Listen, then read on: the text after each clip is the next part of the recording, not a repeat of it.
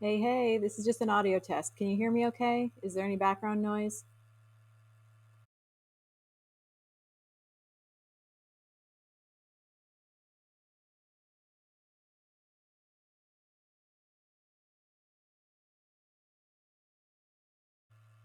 Okay, are you getting any noise in the background?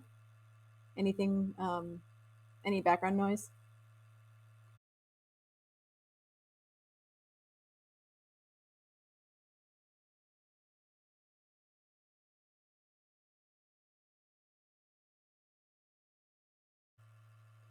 Man, I tell you what, Twitch's background noise correction is really something else, I tell you. I'll tell you why that is in a minute. Oh my gosh, this is like, it's like magic. Wow. Because let me tell you, I got some background noise right now.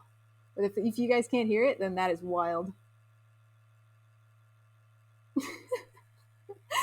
Thanks, Jumbo. Okie dokie. Do you guys like my new sort of intro background?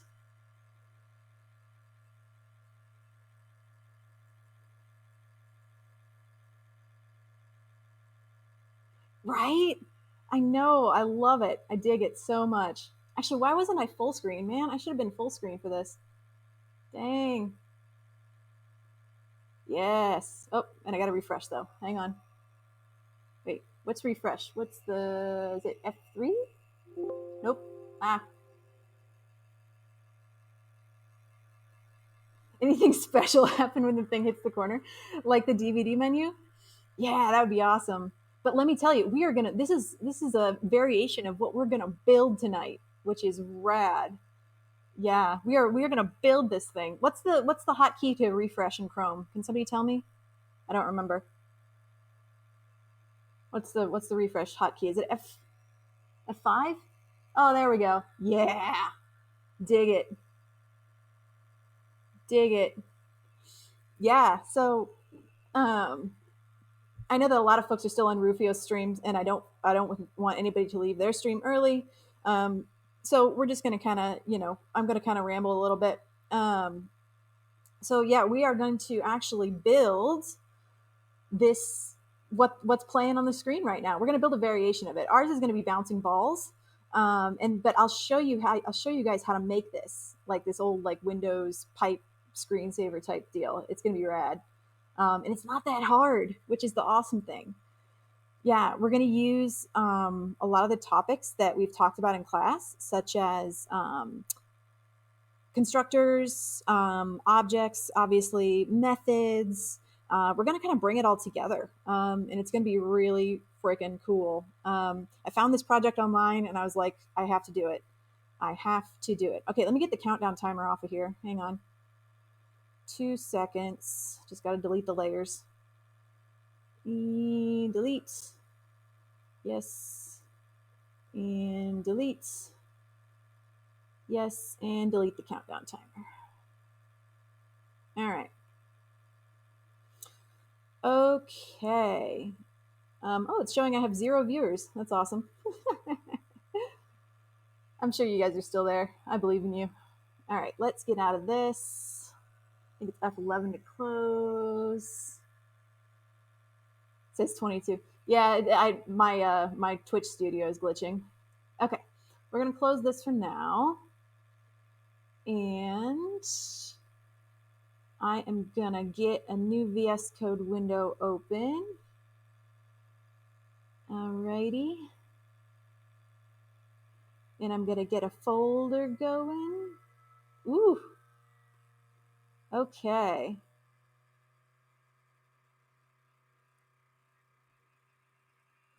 Oh, raid is starting?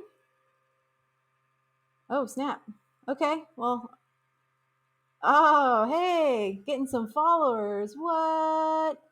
Ah, and I just closed the awesome window. Okay, hang on, hang on, hang on. Let's open it up again. Hang on. All right. I want to show you guys the Technicolor wonderfulness while I'm getting set up here. Yeah, this is what we're going to build, y'all. We're going to build this. I'm going to refresh it again. There we go.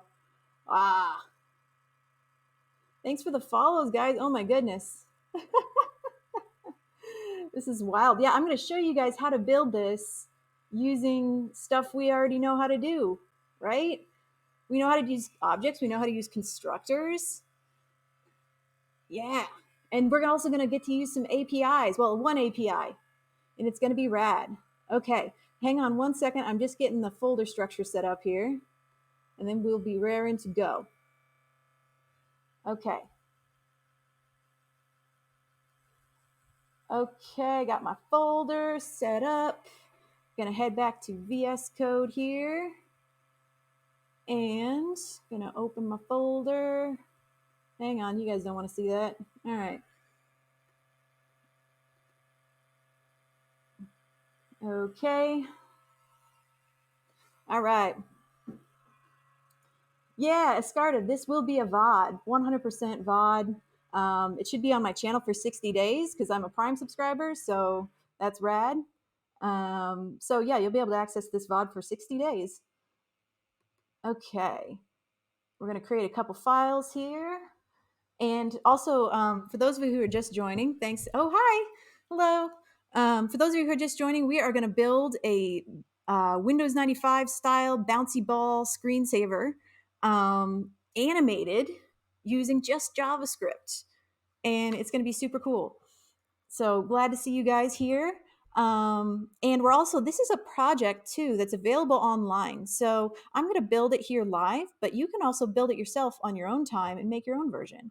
So I'll share the link. And when we're done, I'll share the link and you can make your own version. So we're going to make our, oh, hi, Ciara, good to see you. Hi, welcome, welcome. I'm glad y'all are excited. Oh my goodness, people are redeeming stuff. I got to keep track. Okay, hang on. Somebody just redeemed Stretch, so you're gonna have to take my word for it. I don't have a webcam, so y'all are gonna have to trust me, okay? All right, so I'm gonna make my HTML, and I'm gonna make my style.css and my main.js. Okay. And I'm also going to get my notes pulled up in my other window here. And then we will be ready to go. And I'll also make this a little bigger for you guys too, so y'all can see it a little easier. Okay. Appearance. Let's see. I'm trying to remember how to make the font bigger. Editor font zoom in. See, is that it?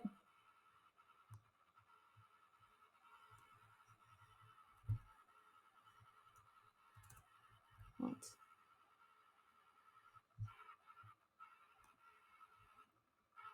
Oop. Oh, that's all right. Hey. Thank you. Oh my goodness. Thanks for the hype train. Yeah. Edit font zoom in. See. Nope.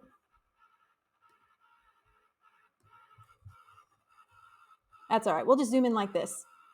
Okay. Can you guys see okay? If I type some stuff here, can y'all see that?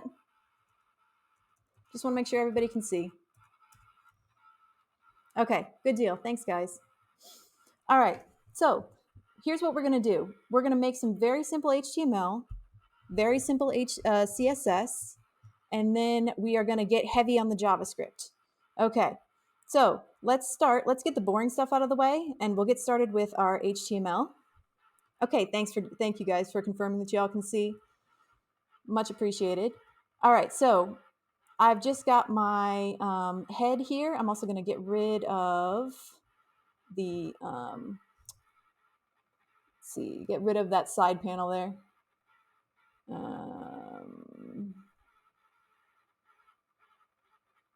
Get rid of you. There we go. Much better. Okay, now we're going to create a body tag here, and then the special sauce is what we're going to put inside of it.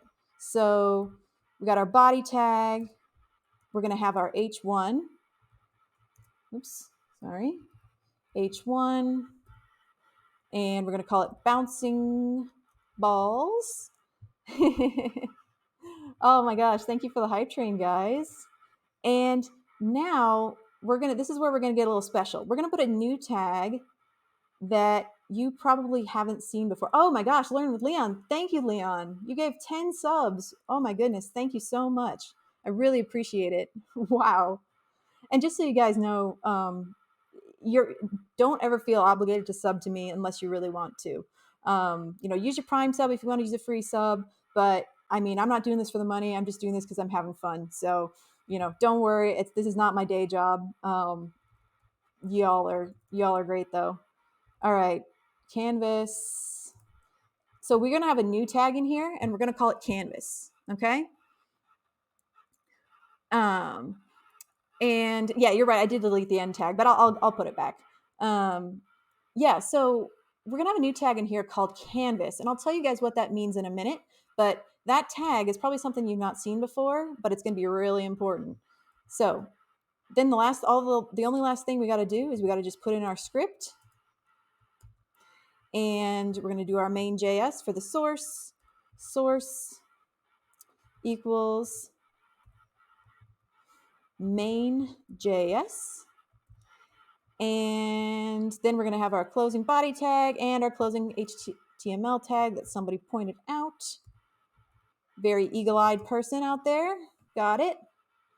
Okay, now we've got it. This is all we need to do for our HTML. We're done. That's all we need. So we'll save that. We're just getting the boring stuff out of the way before we get to the cool stuff. And next, we're going to go head over to our CSS. Ooh, we got bits. Thank you. All right, now our CSS again is also going to be really. Oh, hang on. What did I miss? Did I miss something? Doesn't the source go inside the opening tag? Hang on. Did I get that wrong? Oh, hey, Mohammed. Yeah.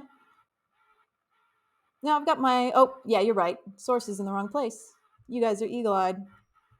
Man, I was just testing you this whole time, right? I was just testing you.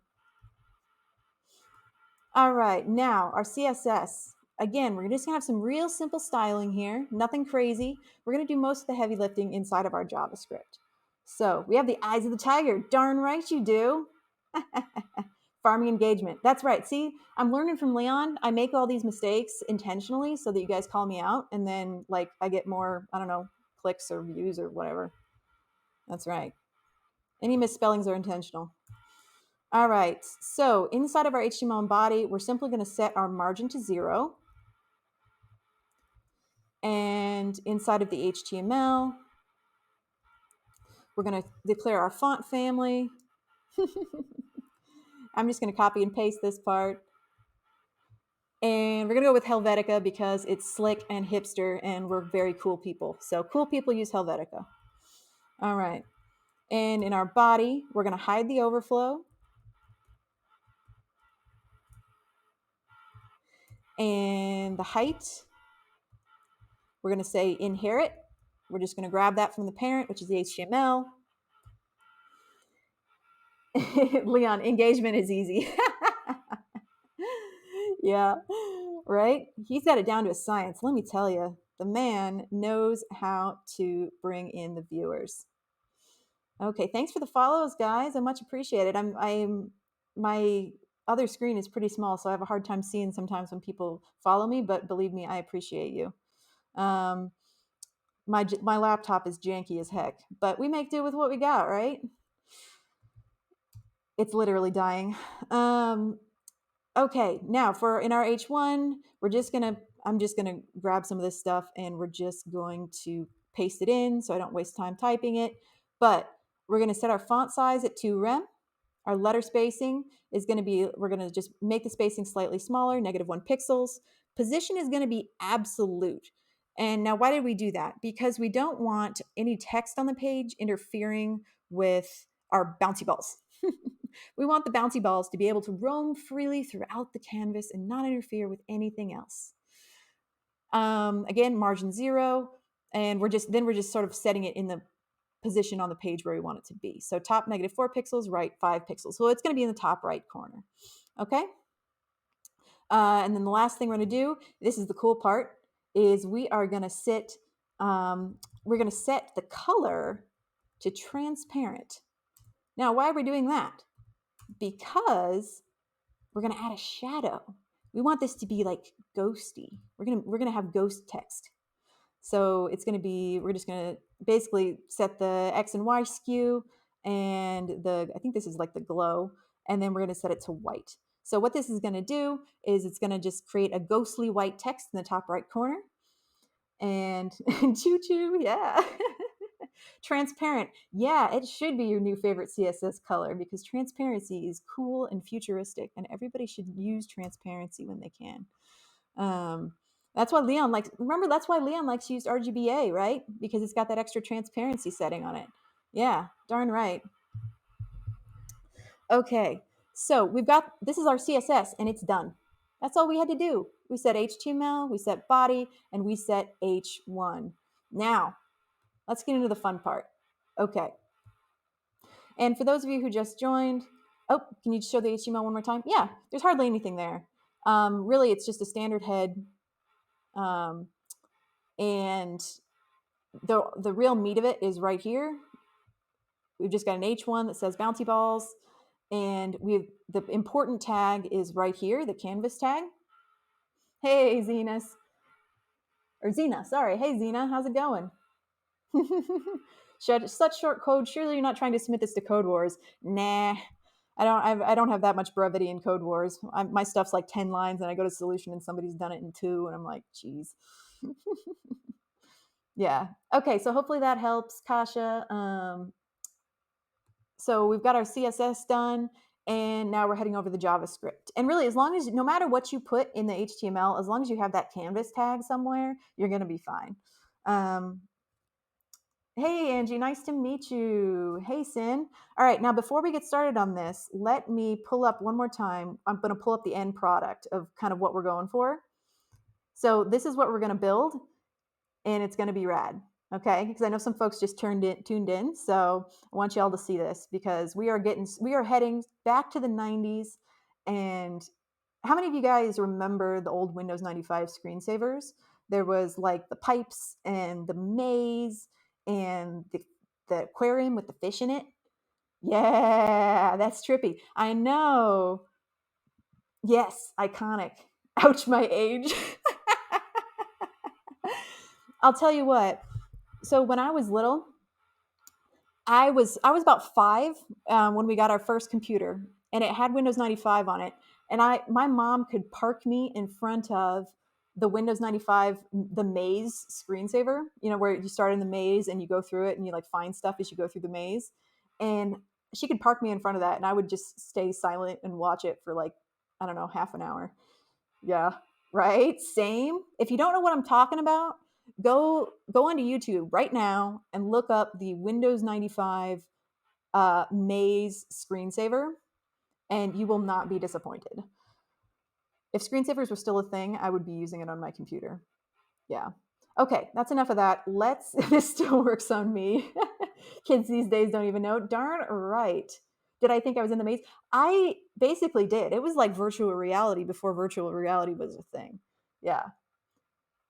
Oh, you were in your mid-20s when Win 95 came out, went to a midnight thing. The release was a huge deal. The CD has a video of Weezer's Buddy Holly on it. Oh my gosh, that's awesome.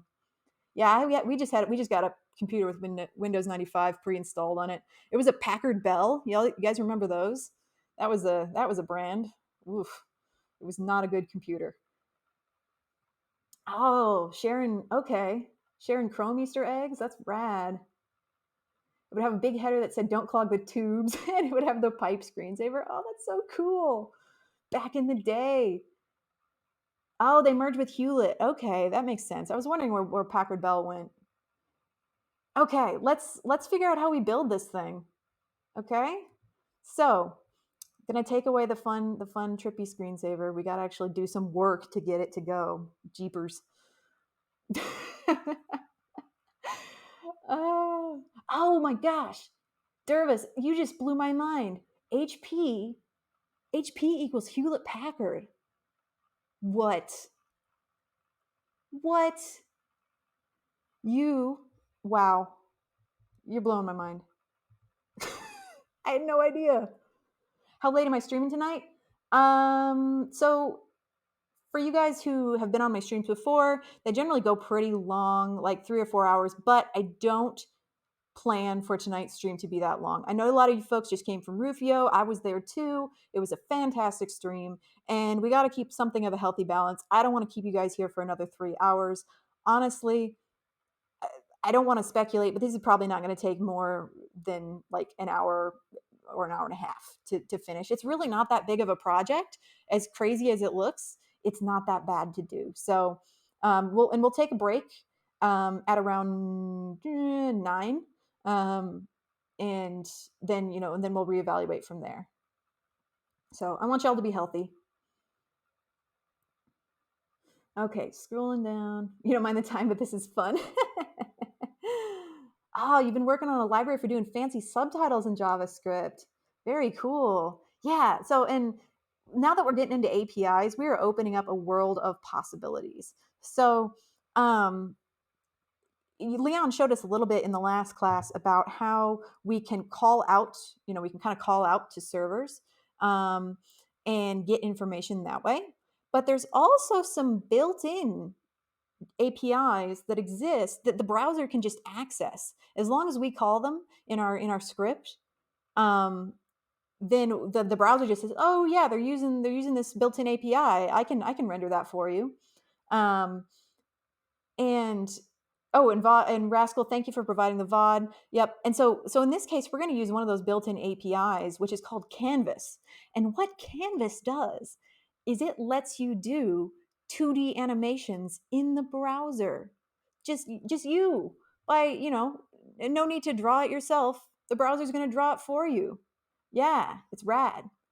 Somebody's asking, am I 100 Devs alum? No, I am in the cohort with you guys, right in the mix, rocking and rolling along with you. Just a little background about me. I am actually currently employed as a developer, but I am a SQL developer, or SQL. If you don't know what that is, it's a database language primarily used for querying relational databases. Actually, only used for querying relational databases. So I do have a code background, but I don't have any kind of formal CS education. So my knowledge of coding is actually very limited to only what I know with SQL. Or structured query language. Yep. I'm not a DBA. No, I'm a senior developer. I don't run the database. I just code against it. Somebody wants to see the CSS? Yeah, totally. It's really nothing special. The CSS is just very simple. Did I self-teach SQL? Yes. I learned it on the job. I never took any classes in college. I got hired out of college, learned a little bit on the job, and then just kept learning on the job as I went. So all you folks who are worried about applying for a job and maybe you don't know all the languages, well, I applied for my first job and I didn't know any of the languages. So I learned everything while working. I have never taken a class on SQL. It's just, you just pick it up. Nope, no algebra. It's all about just being logical, being a logical thinker. Yeah. Are y'all good for me to switch off the CSS and go on the JavaScript? But yeah, I'm happy to answer any sort of questions that y'all have for me while we're doing this. Mine will. Some people in chat asked me to link the GitHub for my library. May I? Are you talking about the GitHub for the project that we're doing right now? I'm not quite sure what the question is there. Do I have to grind outside of work hours? Nope. I don't really like to spend too much time on SQL outside of work hours. I do plenty of research on the job, but I don't want to get burnt out. So this is what I do for fun outside of the job. Yeah. Okay. Go to JS. Cool. All right. So the first thing that we are going to do is we are going to set up our canvas. All right. So what do I mean by that? So if you remember in our HTML, we put a canvas tag, right?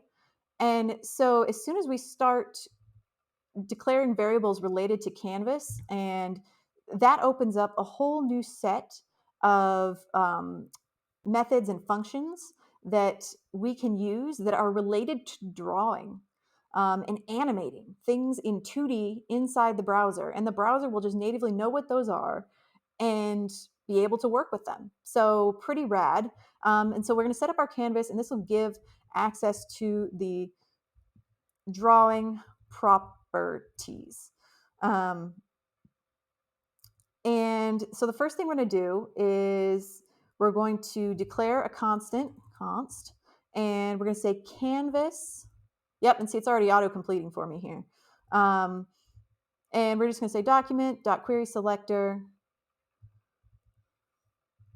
query selector, and we're going to call that canvas. Okay, so what this is doing is we're grabbing that canvas tag that I put in the HTML. And the next thing that we're going to do is going to tell us, basically just tell it, we're going to give it context. So const canvas, or sorry, const ctx is going to equal canvas dot get context, and that's a method, and the context is going to be 2D. Now you can see we have several options here. Oh, hey, Max Founded, how you doing? Good to have you here. Yep, Syndev is knows what we're talking about here. Yep. Now we got several options here, right? We've got 2D, we've got bitmap, we've got WebGL, and WebGL2. We are going to use the first option, which is 2D, because our Windows 95 screensaver, we don't need anything more than 2D. We are being old school here. If we wanted to get into 3D, we could use WebGL or WebGL2. But we're sticking with 2D. We're being old school because old school is cool school. All right. So we've got that out of the way. Just working and tuning in. Yeah, awesome. So now, Ivan, yes, I would consider doing coffee chats. I have done plenty of them in the past. If anybody wants to talk to me, send me a message on Discord. My username is exactly the same as my Twitch name and my Twitter name. Okay. Should be able to do. Yeah. I think let me try the command really quickly. If you do !Twitter, will that work? I don't know. There we go. Yeah. So you can do !Twitter anytime to get my Twitter. And it's literally the same as my Twitch name, and my Discord name is also the same. So it's all Mayan Wolf. Rip my DMs. I know it's happened before. It's all good. I don't mind. So yeah, I'm Mayan Wolf everywhere, so I'm easy to find. All right. Next thing we're going to do is we have our canvas declared now. So when we run this in the browser is going to know exactly where we want to draw our animation, right? Because when you think about a canvas, that's where you paint or that's where you draw. And so the browser needs to know where it's going to draw as well. So we're going to set our width and height for our canvas. So we're going to say const width is going to equal canvas dot width, and that is going to equal. So essentially, we're doing kind of a double declaration here, but we're setting the width of the canvas equal to the width of the inner width of the window. Okay, so basically the width and height of the window that you can see when you open the browser, that's what we're going to call our canvas. We don't want the balls going off the screen at all. So we're going to declare the height as only what you can see, which is called the viewport. Canvas dot height and height.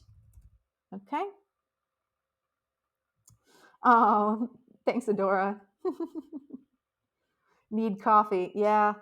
Well, we'll take a break around 9 and you can get some coffee then. Okay. So, Sindev, so if when I full screen in Chrome, it still does take up the full screen. So, right, the full screen function in Chrome, I mean, just takes away the scroll bars and the URL bar and the tabs and everything, and then all you got to do is just refresh the page again, and the canvas expands to fill the full screen. So it still works. Yeah, so context is essentially we're telling the browser what type of canvas library to use, because we've got there's several types of libraries we could use. If we were animating in 3D, we could use the 3D library, but we're just drawing 2D here, so we're telling it to, hey, just use the 2D library. Until then it knows, oh yeah, they're looking for like 2D methods and stuff like that. Okay, so the next thing we're doing is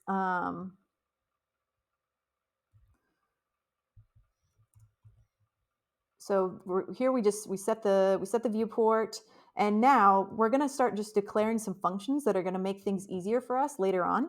So if I've got a bunch of random balls bouncing around the screen, what might I use to generate a random number in order to set a random direction and size and color for those balls? Oh, and while you guys are answering that, I'm going to get the link to the project and I'll put it here in the chat. Yeah, math.random. You know your stuff. You got it. And I'm going to grab the link to the project and I'm going to drop it in chat once it slows down a little bit. Yeah, you guys are smart. We've done this in class, haven't we? They be knowing. That's right. Okay, I'm dropping the link in chat. Y'all can grab it from there.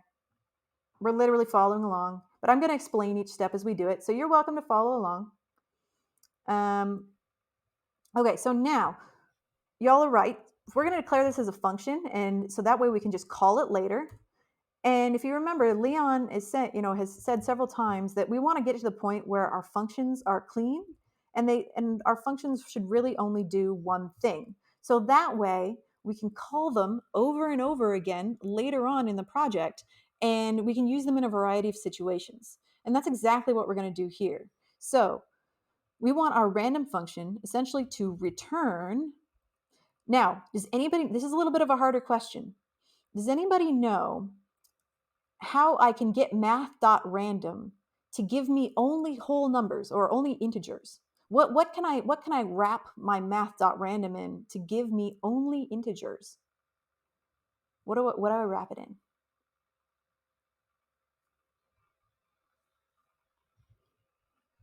Oh, yeah, you're right. Good catch. Copy paste error. Thank you. What do I wrap it in? Math.floor. Yeah. Hey, Get Witchy. No worries. Hope you have a good rest of your evening. Yeah. Okay. Yep, you all know what to do. So we're gonna take math.floor, and that's what we're gonna wrap our math.random in. Now what that does is whatever random number we generate with math.random and the other mathematical operation that we're gonna put on the end of this, it's gonna round it down to the next lowest integer. Yeah, you have to floor it. That's right. Yeah. Yeah, from your Anki, you got it. Yep. And so what we're going to do here is we essentially want to generate a random number within a specific range. So in order to do that, we can do, remember we're passing in two numbers here. So essentially we're taking the range, so max minus min, and we're adding 1 since we're taking it to the floor. And then so that's going to give us basically a random number within the range that within the count range that we specify, but we still have to add the min to that. So because if we just did it without the min, the range would be the right size, but it would be too low. So this is a pretty standard sequence. So you might want to have this in your Anki if you don't already. Sindev, because because we're using the floor. So yeah, and that's right. Because we don't want it to ever be too low. Upgrading your Anki, yeah. Yep. Yeah, go for it. This is a good one to have in your back pocket, and look it up in MDN. You'll be able to find it there too. You don't have to take my word for it. All right, so that's our first boring function out of the way. Oh, Evo, this is just good to have because you're gonna want to generate random numbers a lot. And so if you just have the standard sequence to generate different types of random numbers, if you just have that in your Anki, you'll be able to access it really quickly.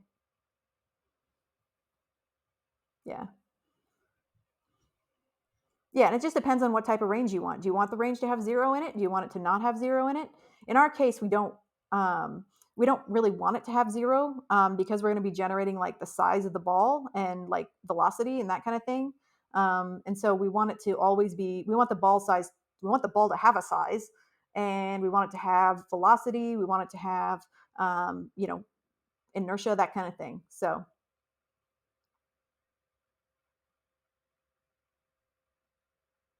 yeah, Rascal. So the question was, the random is inclusive of both minimum and maximum. Without the plus one, it's excluding the maximum. Yeah, um, because we're using the floor. Yeah. Okay. So next thing we're going to do is we're going to generate our random color, because remember when I showed you guys the balls bouncing around in the browser, they were flickering around between random colors. So we want to be able to generate um, a random RGB color. So we want to be able to generate a random color on the fly and do that quickly.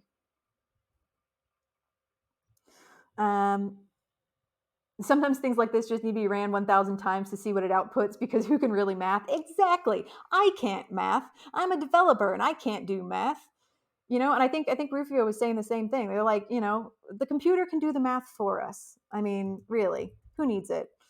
Um, Now you need to know like the order of operations and stuff like that, but like don't get too hung up if you're not great at math. All right, so we're going to call our function random RGB, and we want to return from that function. Essentially, we want to just return a whole RGB sequence, right? So we're going to say, oops, I need the ticks.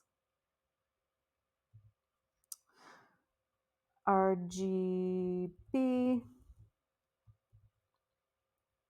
Yeah, Syndev, you could do that.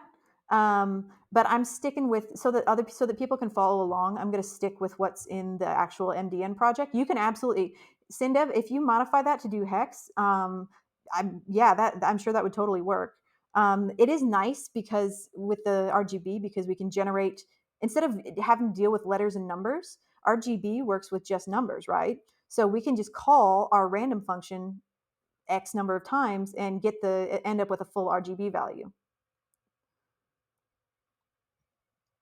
So I do want to keep it so that people can follow along. So I'm not going to modify things here. But yeah, you can definitely tweak it to your heart's content if you want to mess with this project. There's a lot of stuff we can mess with later on.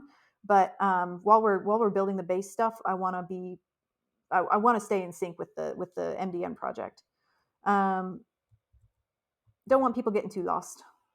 So actually, I can just copy paste this. Why am I typing it out? Y'all don't need that. All right, so 3 calls to random. All right, and my tick, and yep, okay. So that function's done. We're almost done with the boring stuff. And now is where it gets interesting. So we are going to build essentially we're going to build a ball generator. Because you remember all those balls that were bouncing around on the screen? Random RGB is going to give us our color, Evo. No, it's not a dumb question. There's no dumb questions. There are no dumb questions. If you remember all those balls that were bouncing around on the screen, they're all randomly generated. So if I like reload this, I never know what's going to pop up. They could be all different sizes. They're going to have all different angles. They're going to be all different starter colors.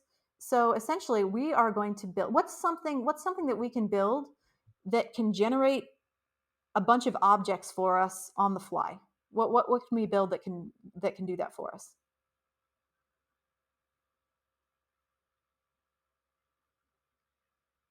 Yeah. Yeah, you all know the answer. Yeah.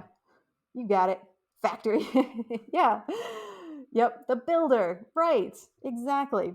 Yep. So let's build a we're going to build a constructor, but we're going to wrap it in something new. And we're going to get to this in class, so don't worry about it. We haven't talked about this in class. You're not missing anything yet.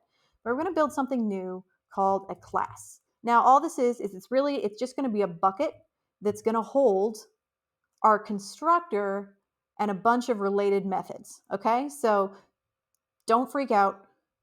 We just created a class. We're calling it ball. It's very similar to how we've built constructors in the past. And inside of that, we're going to put something called a constructor, which is what we know, right? We know what a constructor is. So we're going to put our constructor inside of this class, and then we're going to add things to it. Yeah, and there's some discussion about the RGB values. RGB values cap at 255 for each value. Yes, you're right. Yep, thanks for answering that. Okay, and so for our constructor, we're going to pass in several different values. We're going to pass in an X value and a Y value. Now, those are what's called coordinates. If anybody is familiar with like basic algebra, and so I lied, you do have to know a little bit of like just have a basic understanding of what coordinates are, but you can say the same for like a map, right? If you think about a map, you've got latitude and longitude on a map. And latitude and longitude refer to like the vertical distance and like horizontal distance, right? And so on a plane, on a canvas, so to speak, your x is going to be your horizontal coordinate and your y is going to be your vertical coordinate. Okay, so side to side and up and down. Now, math, right? X-axis, y-axis, exactly, yes. And now, why do we need that for our balls? Why might we need to pass in coordinates when we are constructing a ball? Starting position, exactly. Yeah, Dervis has got it. Dervis has got it right out the gate. Good job. Yeah. So, because remember, this is animation, right? So we're going to be drawing these balls over and over again. So we're going to need to pass in starting coordinates over and over and over again each time we redraw the ball. Seeking Truth. Yes, this stream will be available as a VOD on my channel. So you are welcome to catch it later. No worries at all. Yeah. Yep. And thanks, Rascal, for sharing the link again. Much appreciated. All right. So we're passing out our coordinates. Now, we're also going to pass in velocity. So velocity is our speed.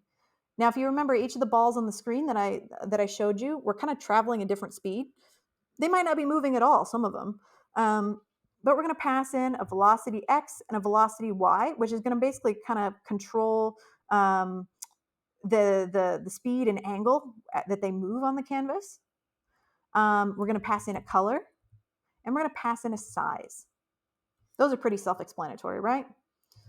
All right, so then we're just going to basically set up our constructor. So this dot x equals x. Now, if we remember, this is essentially just referring to the ball object.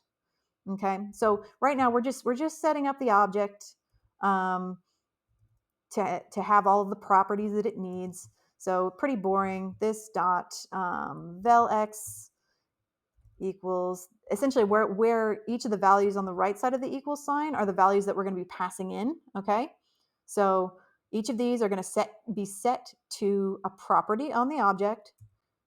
This dot vel y equals vel y. And we've done stuff like this before in class. When we set up the cars and that kind of thing, we pass in some arguments or some characteristics of the car, right? And then those get assigned to properties on the object. Size. Okay. Well, so compulsive, the thing is, it does require a little setup right now, but what we're doing is we're building a constructor, remember? So this is going to get called thousands and thousands of times. So we only have to do this once, and it's going to get called and called and called over and over again. So really, this is the easy way. Are semicolons and commas interchangeable in constructor functions? That's actually a really good question. So yeah, I just now noticed that in the in MDN they're actually using commas, or sorry, they're using semicolons. So I just kind of didn't even notice and went along with it. But that's a good question. I don't know the answer to that. They might be.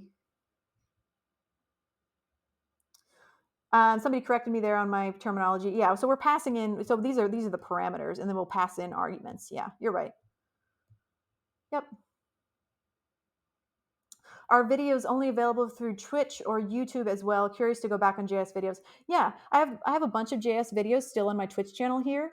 I have older videos on CSS, HTML. Basically, I've been streaming since pretty early in the class, but I've only recently moved to Twitch. So if you want to see some of my older stuff, go into House Hamilton or go into Women in Tech, and there are threads at the top of both of those channels. So click on the little hashtag icon at the top of the thread in Discord, or the top of the channel in the Discord, and look for the Mayan Wolf thread, and you will see my full list of older videos in there. So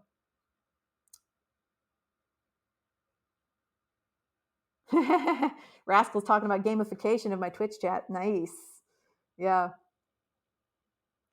Inline code is semicolons, but in JSON structure, they use commas between. Yeah, that makes sense. Yeah. Okay, so we've set up our little constructor for our balls. Now, the next thing we got to do is we got to actually draw the ball. Now, so we have the properties, right? But now we need to actually draw the object. Okay, so we're going to create a new method here called draw. And this is where we can start to use some of the built-in methods that exist with the Canvas API. So we're going to preface our stuff here with CTX.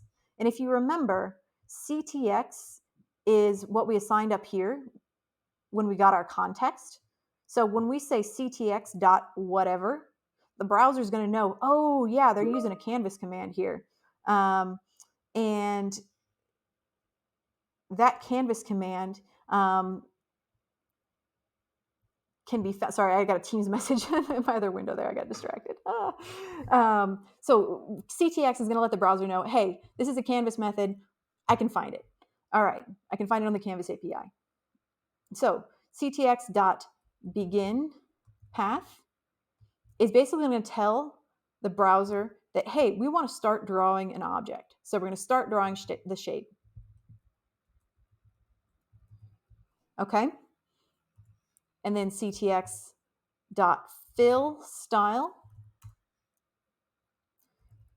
is going to tell us what kind of fill we want for our object. So what color. So essentially, we're going to say we want it to be full of this dot color. So whatever color we generate, we want it to fill the object with the color.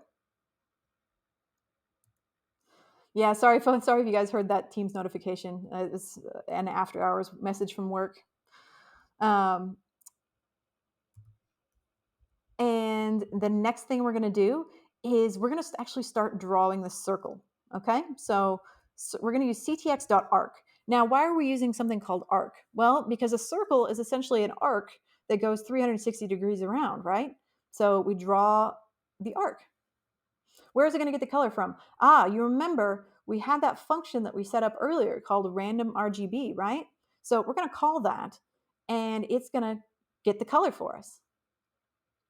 Yeah, it'll be passed in. Yep, and it's going to be passed in via the arguments into our constructor, right? So we're going to generate the color. We're going to pass it in as an argument into our constructor to build the ball, right? This dot color equals color, and that's going to get passed to the draw method.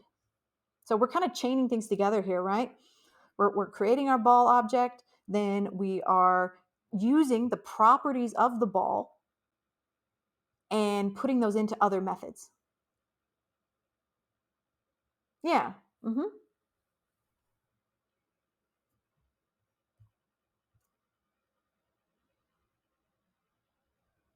Okay, so arc is going to be this dot x, this dot y, and that's essentially that's telling the arc where the center of the arc is going to be. So think about a protractor, right? You guys know what a protractor is? It's like a little tool that you can use to draw a circle, and you stick the little point of the protractor, or the compass. I'm sorry, I always call it a protractor, but like a drawing compass. You stick the point in the middle of the paper, and you spin it around that central point to draw your circle, right? And so that's what we're doing here. We're figuring out where we stick the point of our drawing compass. And we want it to be stuck on those X and Y coordinates that we're going to pass in as arguments. Okay, so this dot X, this dot Y, this dot size is essentially going to tell the circle how big to be. And the next one is going to be, let's see, I forget what this one is. Start angle number. I guess it's just it's if we're drawing an angle, it's so I think this is like we want to start at 0 degrees and then go all the way around to 360. And then the last thing we need to do is, so yeah, we're starting at 0, right? We're starting at 0 degrees, and then we want to go all the way around the circle, right? So you would think that you could maybe just type 360 and it would go all the way around, or maybe just 0 again and it would go all the way around. But unfortunately, no, because the this arc method uses radians. So you don't have to know radians. Just know that if you want to go all the way around, you got to do 2 times math.pi. And that's radians. So if y'all had like a graphing calculator in college, you remember you had to like set it from like degrees to radians to do certain problems, or radians to degrees. And if you had it in the wrong setting, you could really screw yourself up on an exam. Not that I'm speaking from experience or anything. Adds to Anki. Yeah, this is one of those things I don't know that you would necessarily want to memorize it. This would be the type of thing that I would probably just Google. Yeah, rads, tear face. Yeah. Ugh. So yeah, I would say I probably wouldn't bother memorizing this. This would be the kind of thing I would just Google, whenever I needed it. I don't think it's worth being in my brain space. But hey, that's up to you. Maybe you're going to be drawing a lot of circles.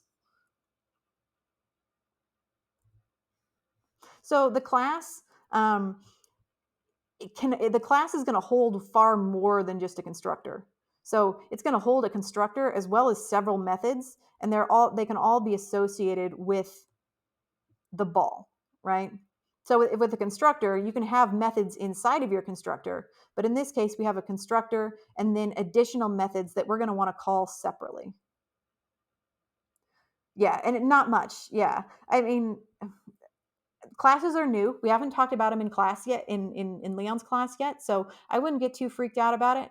From what I can understand, it's just like a big bucket where you can put multiple separate items, such as a constructor, other methods that you want to keep separate.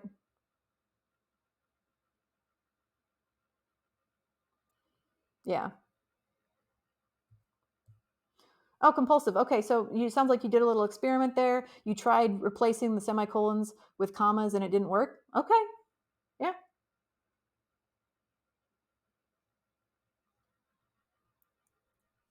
All right, so that's our draw function. So now let's pause for a second and let's see what we just did. Okay. Oh, last thing. Sorry. Last thing we need to do is we also need to just command it to fill our new object. So we've drawn our object, right? We've drawn our circle. We need to just command it to fill the object with the color. Okay, so let's pause for just a second and we're going to make sure that this is going to work. Okay, so I'm going to save this. I'm going to get it going in the console. Okay. All right, so we don't see anything yet, and that's to be expected because we haven't called our draw method at all. Now we can call it in the console. This isn't what we're going to do when we actually, oh, hang on. I might have an error there. Can't access width before.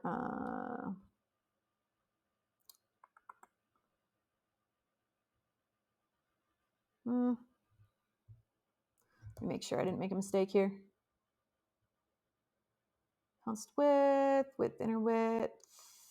inner height. That looks good.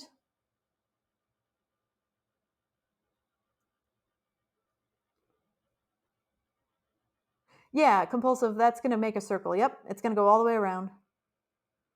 Do you mean window dot inner width? And oh, yep, you're right. Thanks, Rascal. I screwed that up. Yep, there we go. I typed that wrong. Yeah, okay. So that's what I needed. So I needed to correctly identify the window inner width and the window inner height. You are exactly right. Okay, now this shouldn't give us an error anymore. Okay, let me reload it. Oh, okay, it's all good. All right, so what we're going to do is we're just going to draw a ball, and we're going to make sure, we're going to draw one ball, and we're going to make sure that it is going to work. So essentially, I'm just going to say, I'm going to call our constructor, because we can do that. We can call it manually if we want to. So I'm going to say const test ball. That's really small, I know. I'll make it bigger. Test ball. You can see where I've called it before. There we go. Const test ball equals. Now, if I wanted to call my, well, I guess it's being spoiled by the console right now, but if I want to call my constructor, I just say, yep, I'm going to call it to argue with it. You're exactly right. Oh, hey, Neuroplastics, good to have you. Yeah, window inner height reads the height of the window. Yeah, it reads the height of the available space in the window. So like what we call the viewport. So if y'all remember like some of the CSS stuff we did, we would use like VH and VW for our units in CSS, because that would take into account only the visible height of the window, right?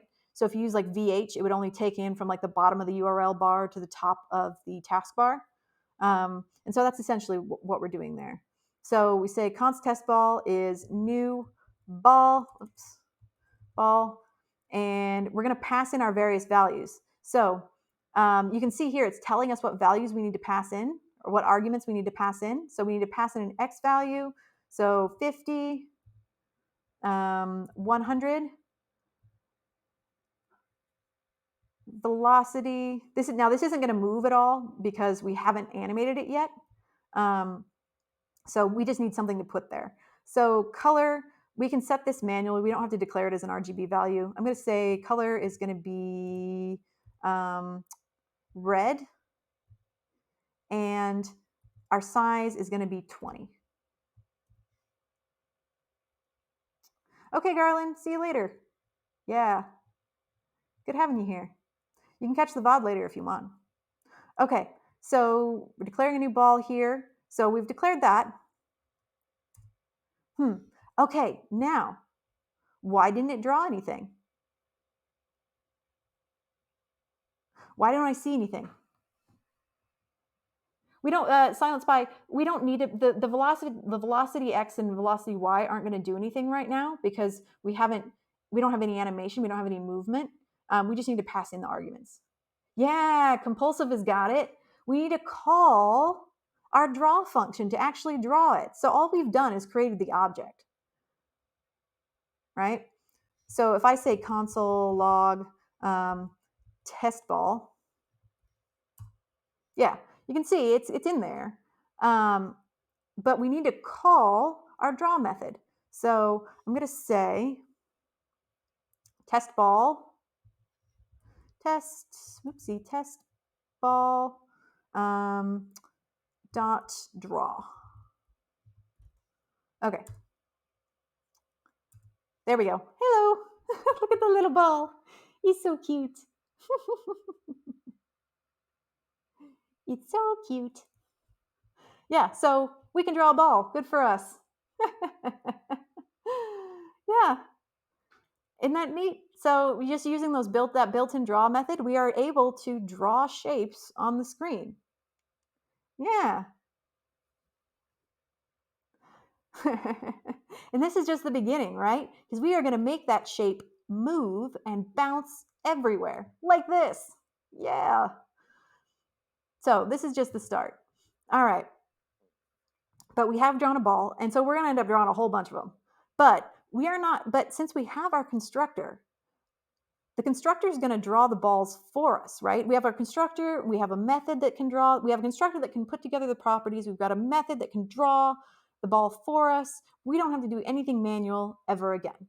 We are automating our lives, people. And isn't that the future? Everything's automated. Yes, It is the future. All right. So I'm going to close that, minimize this.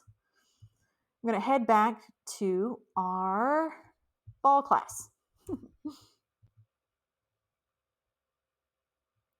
That's cool. Good ball.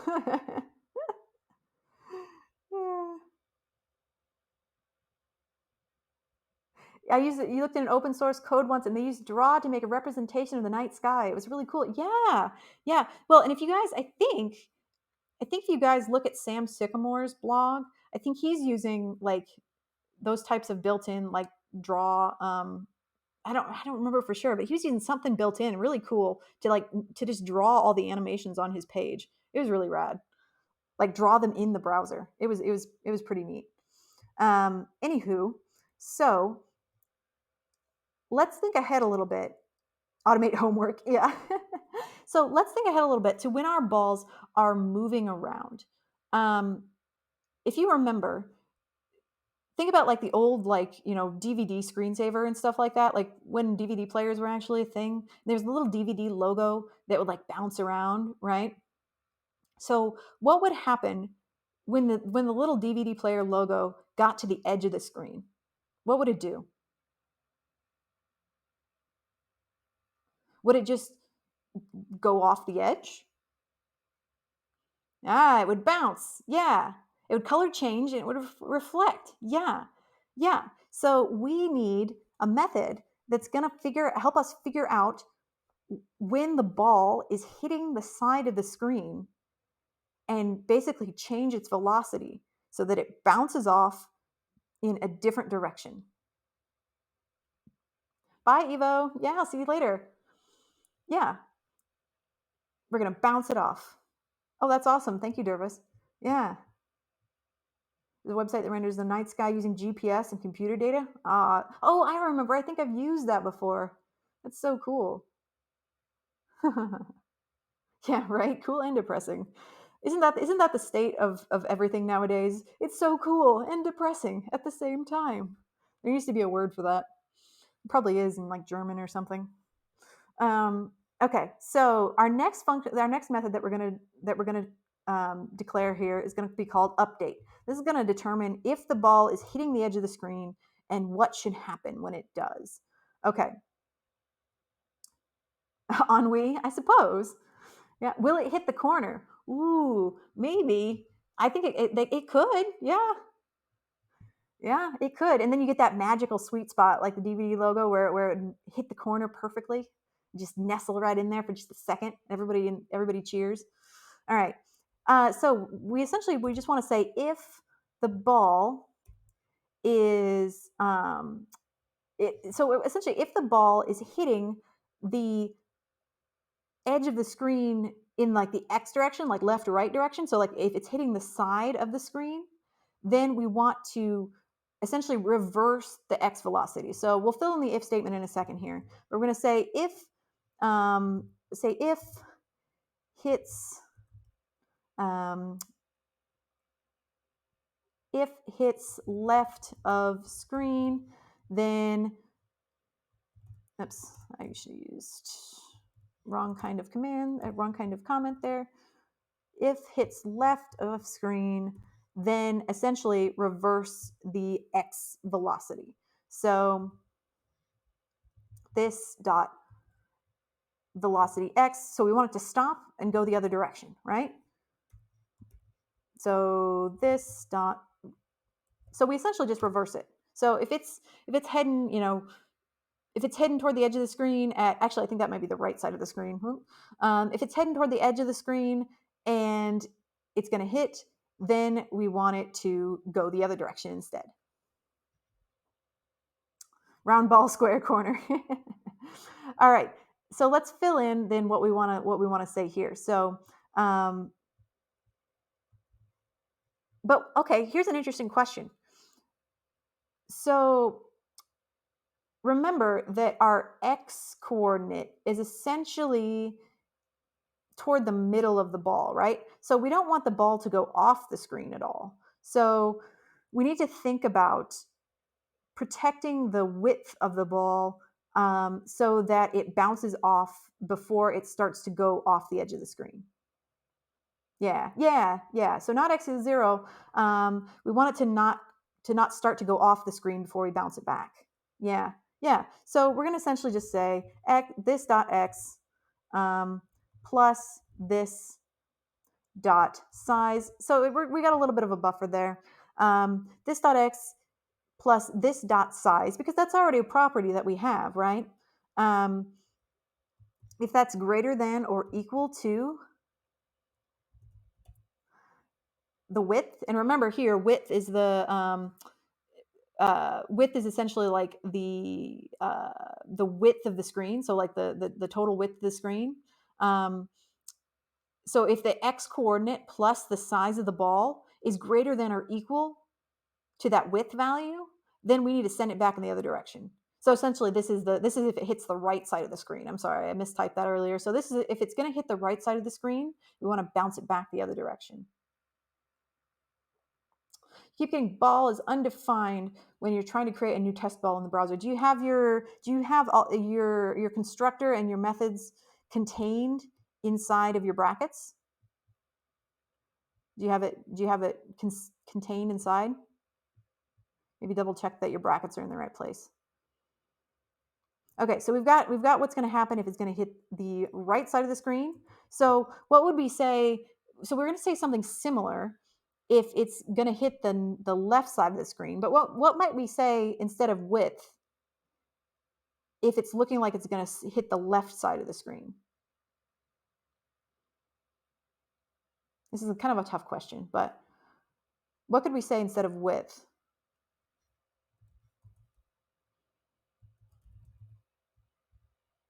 0. Yeah. We'll do the vertical in just a minute. But remember, we have to think about both the left and the right sides of the screen before we start to think about up and down. So we're doing left and right first, and then we'll do up and down. Yeah, you guys have got it. Yep, you guys have got it. 0, 0, 0. Yep. So before we did the max, like basically the max width, that's the right side of the screen. Now we got to think about 0. So now we're going to say if this dot x minus this dot size, so again, we're accounting for the size of the ball, is less than or equal to 0. So if it looks like it's going to go off the left edge of the screen, then we want to reverse it. So we're going to say the exact same thing. Because if the velocity here is negative, we're going to send it back the other direction and make that velocity positive. Width is the right side of the x-axis. Yep, 0 is the left side. Yeah, you're exactly right.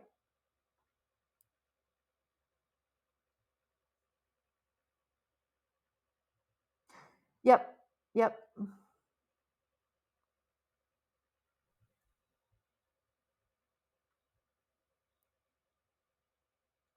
Yeah, you could do this with an OR operator, but you have to, I feel like this is maybe a little clearer because this is kind of a long statement.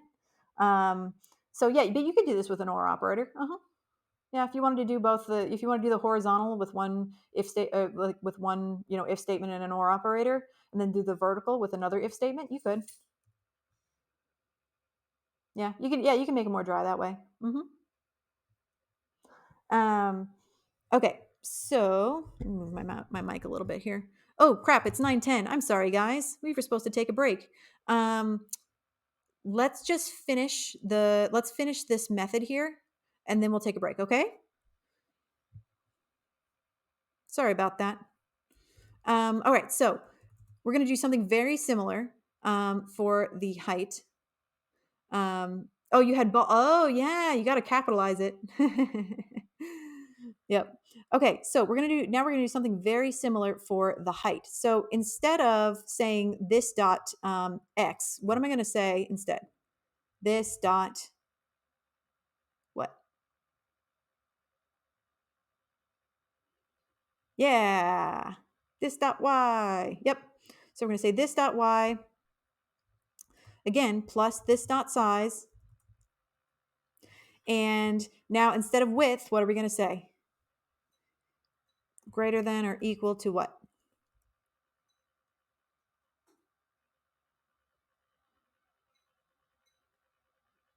Height. Yep. Yeah. Yeah, yo got it. All right, height. Uh-huh. And this time we're just gonna to reverse the y velocity. So I'm just gonna copy paste this. Let's see. And now for our last if statement, and again, yeah, you could combine these also into one. We're gonna say if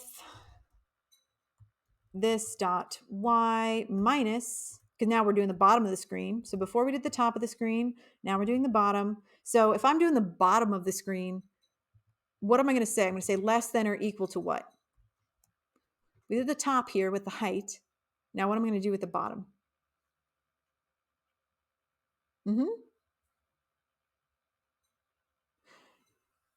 Yeah, BSL. Yep. Yeah. Height is the top of the y-axis, and 0 is the bottom of the window. Yep. You're exactly right. Okay. And then we're just going to say the same thing there. All right. Now we're almost done with this guy. The last thing that we need to do, so the last thing that we need to do is essentially move the ball. And how we do that in animation terms is that essentially each time we redraw the ball, so for each frame in the animation that we redraw, we want to redraw it in a slightly different location, because that's how animation simulates movement, right? You just take something like a ball or like Bambi or something, and you redraw it in a slightly different position, lots of times a second, in order to make it appear like it's moving without actually moving. So with each frame, I want to take the existing X location and I want to add the velocity to it. Because that's what that's going to do is it's going to redraw it in a slightly different position according to the current velocity. So that's going to control how fast it looks like it's going. So something with a higher velocity is going to be redrawn farther away with each frame, right? It's going to be redrawn at a farther away location, and something with a smaller velocity is going to be redrawn, really close to the previous frame. Because again, we're just simulating movement here by drawing multiple frames. Yeah, the break is coming. We're almost done with this method. Just one more line, okay? And this dot vel y. So essentially we're just redrawing. Should we have a function collision? Yeah, we're gonna get to that later. Yep. We're gonna handle collision, but that's less important than actually making sure that the ball is able to move. Right now we're just creating the ability for the ball to move. For the same ball, I'm not sure what the question is there. Yeah, so essentially what we're doing here is what this update method is doing is it's saying check and see if the ball is going to hit the edge of the screen in any direction, whether that's the top, bottom, left, or right, and reverse the velocity if it looks like it's going to hit. So send it off in the other direction. Okay. And then what it's doing down here is it's saying for each frame in the animation that we draw, each time we redraw the ball multiple times per second, take the current location on the canvas, wherever that is, X and Y, and add the velocity to it to move it up, down, left, or right a certain distance. Because that's how we can simulate the motion of the ball. Are we using the same object? Yes, we are. Yep. All of this is all in reference to the ball. Yep. That's what's cool about the class is that we have a constructor and several different methods here, but they're all still working on our ball. That's all we're doing here. And that's why the class is useful, because it can hold the constructor and all these different methods and kind of keep it contained in the same bucket. Yeah. Okay. We can go over this again after the break. Let's we're going to take 5 minutes so you can get up and stretch. I'm going to get a timer going. And then when we get back, I'm going to try a raffle. I've never done one before, so forgive me. But if you come back after the break, we're going to do a raffle. Leon has graciously offered to raffle off, similar to Rufio's stream, to raffle off some of the 100 Devs t-shirts. So y'all get a chance to get a t-shirt if you would like one. Yeah, sweet. And all you got to do is just stick around a little longer. Yeah. Okay, let me get a timer going. And 5-minute timer. All right. And I'm going to reset it here. Okay, and go. See you back here in just a little bit.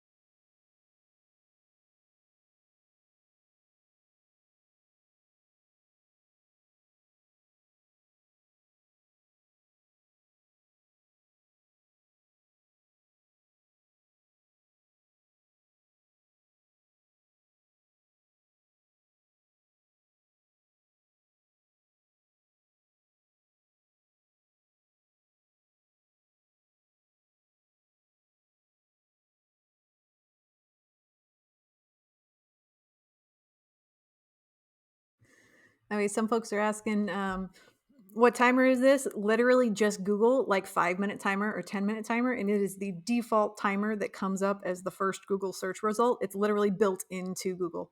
So it's one of those, It's one of those just standard built-in Google functions. So if I just minimize this, you can see like I Googled 5-minute timer and this is what came up. And it's really nice. And I really like it.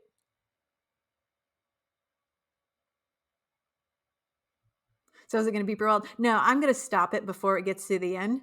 I'm not going to subject you to that. We're going to stop it before it beeps. I don't like the beeps. I don't know about you guys. I don't like beeps.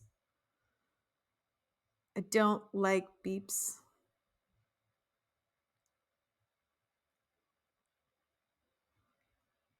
Doop. Stop.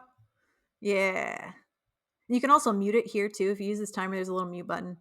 Just FYI. Anti-beep. I don't like, yeah, I my alarm on my phone, I've got it set to something that is not a beep. It's like a little song. Beep boop. Yep. You guys are funny. Okay.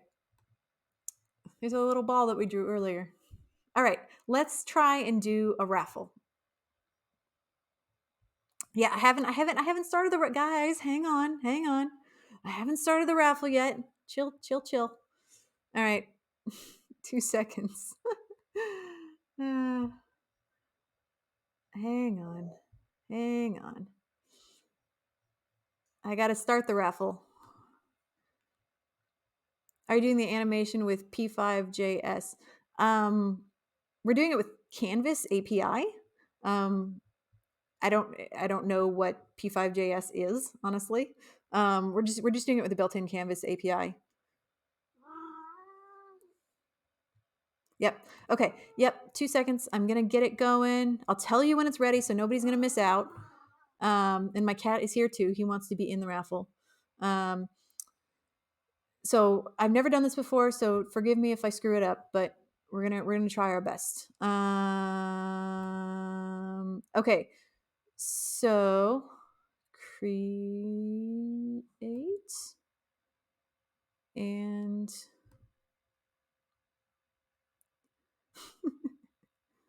okay, the raffle should be going. You can type exclamation point raffle, and you should get a whisper.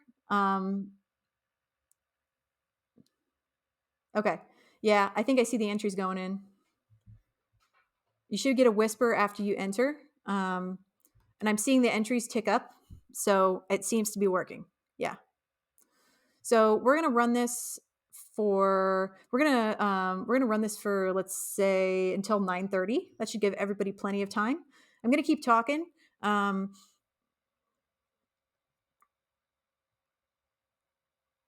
Yep, awesome.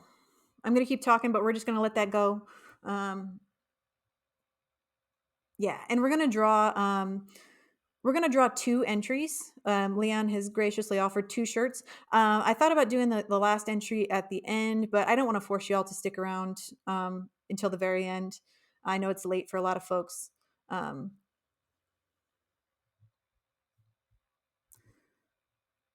we're going to do 2 draws. All right, so I see...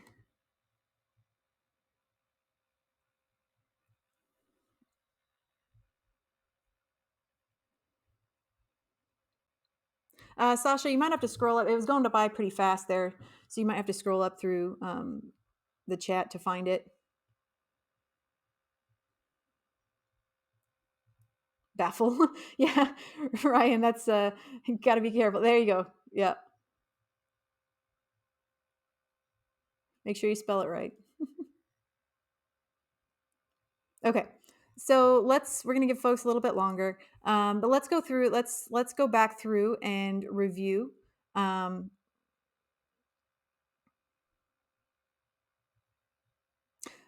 thanks, Dervis. Yeah.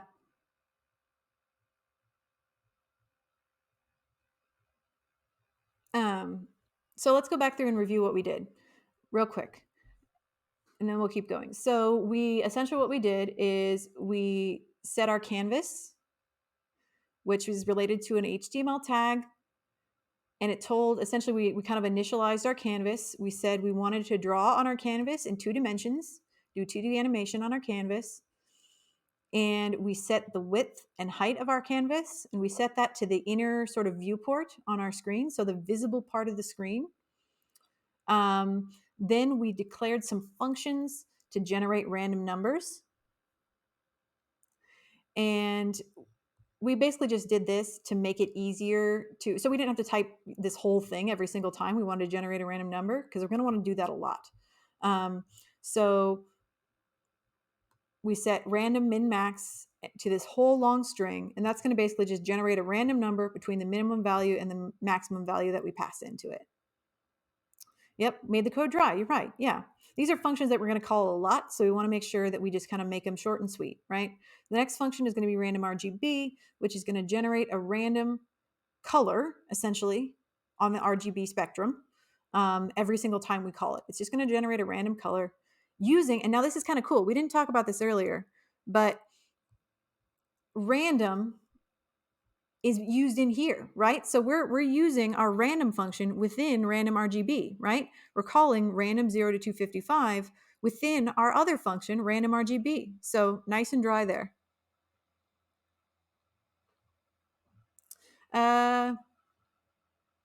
Yeah.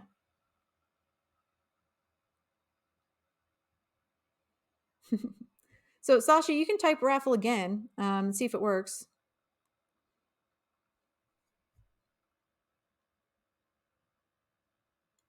I can see it's definitely adding to the total. Yeah, there's about 2 minutes, and then I'll make a draw. Folks are still getting in, I see. Oh, that worked. You must have spelled it wrong. Yeah, it could be. If you're concerned whether you got an entry or not, you can always try again. But yeah, so we have these are just our workaday, functions that we're just going to call over and over again. So we got all those out of the way. And the next thing that we did is we started building our ball object.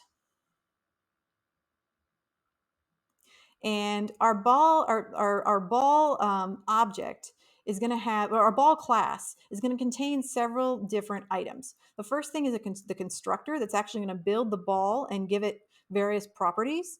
Then the next are methods that are going to use those properties to perform various actions on the ball, right? Now, is it letting you enter more than once? Oh, sorry, this is my first ever raffle. You can feel free to, if everybody gets 4 entries, then I don't know. You say cheating, I say optimizing. I literally just installed MooBot before this stream, so I apologize if there's. I thought I had it all configured properly.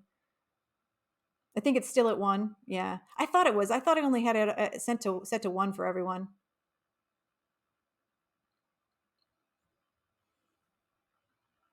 Random is the same as math.random silent. Yes, it is, because we made it the same as math.random, right? You see up here where we said random min max. We declared this function to use math.random to return the result of math.random. So that way we don't have to type math.random every single time and all this garbage, right? We just declare and said, hey, I want this function. I want to pass in a minimum, maximum, and I want to get the result of this whole calculation. Okay? All right. Looks like we're wrapping up here. Okay. So I'm going to go back to the raffle.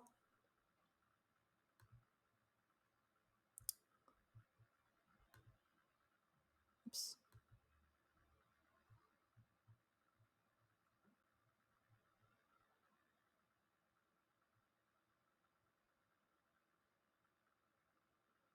And make sure that everybody's in. Oh, I guess I never announced that the giveaway was open. There's a way to do that. Big bucks, no Rammies. Katra is your favorite from She-Ra? Yeah. She's pretty cool. She's my desktop if y'all didn't see.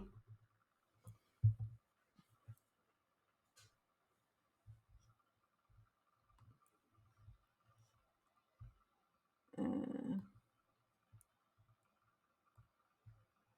15, okay. Looks like We're about done.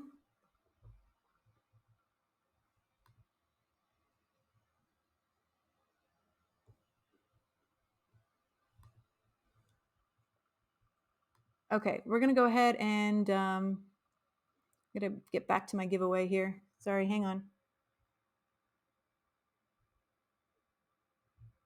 Giveaways.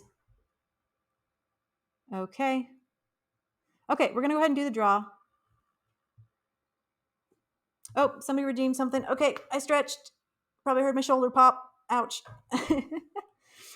Okay. We're gonna go ahead and do the draw. I'm locking it.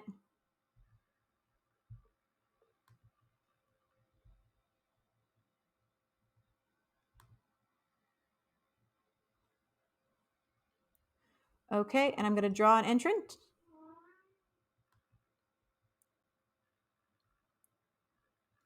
Oh. You guys are never gonna guess who I got. I got Leon. I drew Leon. No, I legit drew Leon. Okay, hang on. We gotta, I'm sorry, Leon. We gotta draw somebody else. All right. That's wild. Oh my gosh. All right. Draw again. All right. May DLC, MAYE_DLC. I'm going to announce that.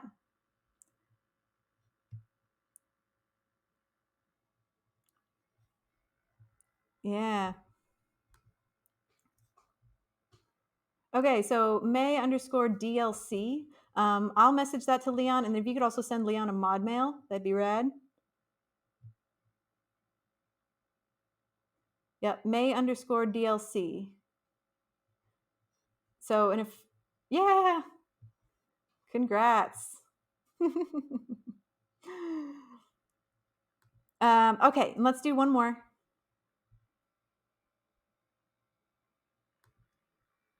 Next draw is going to be James Pro Dev. James Pro Dev, and I'll announce that so y'all can see.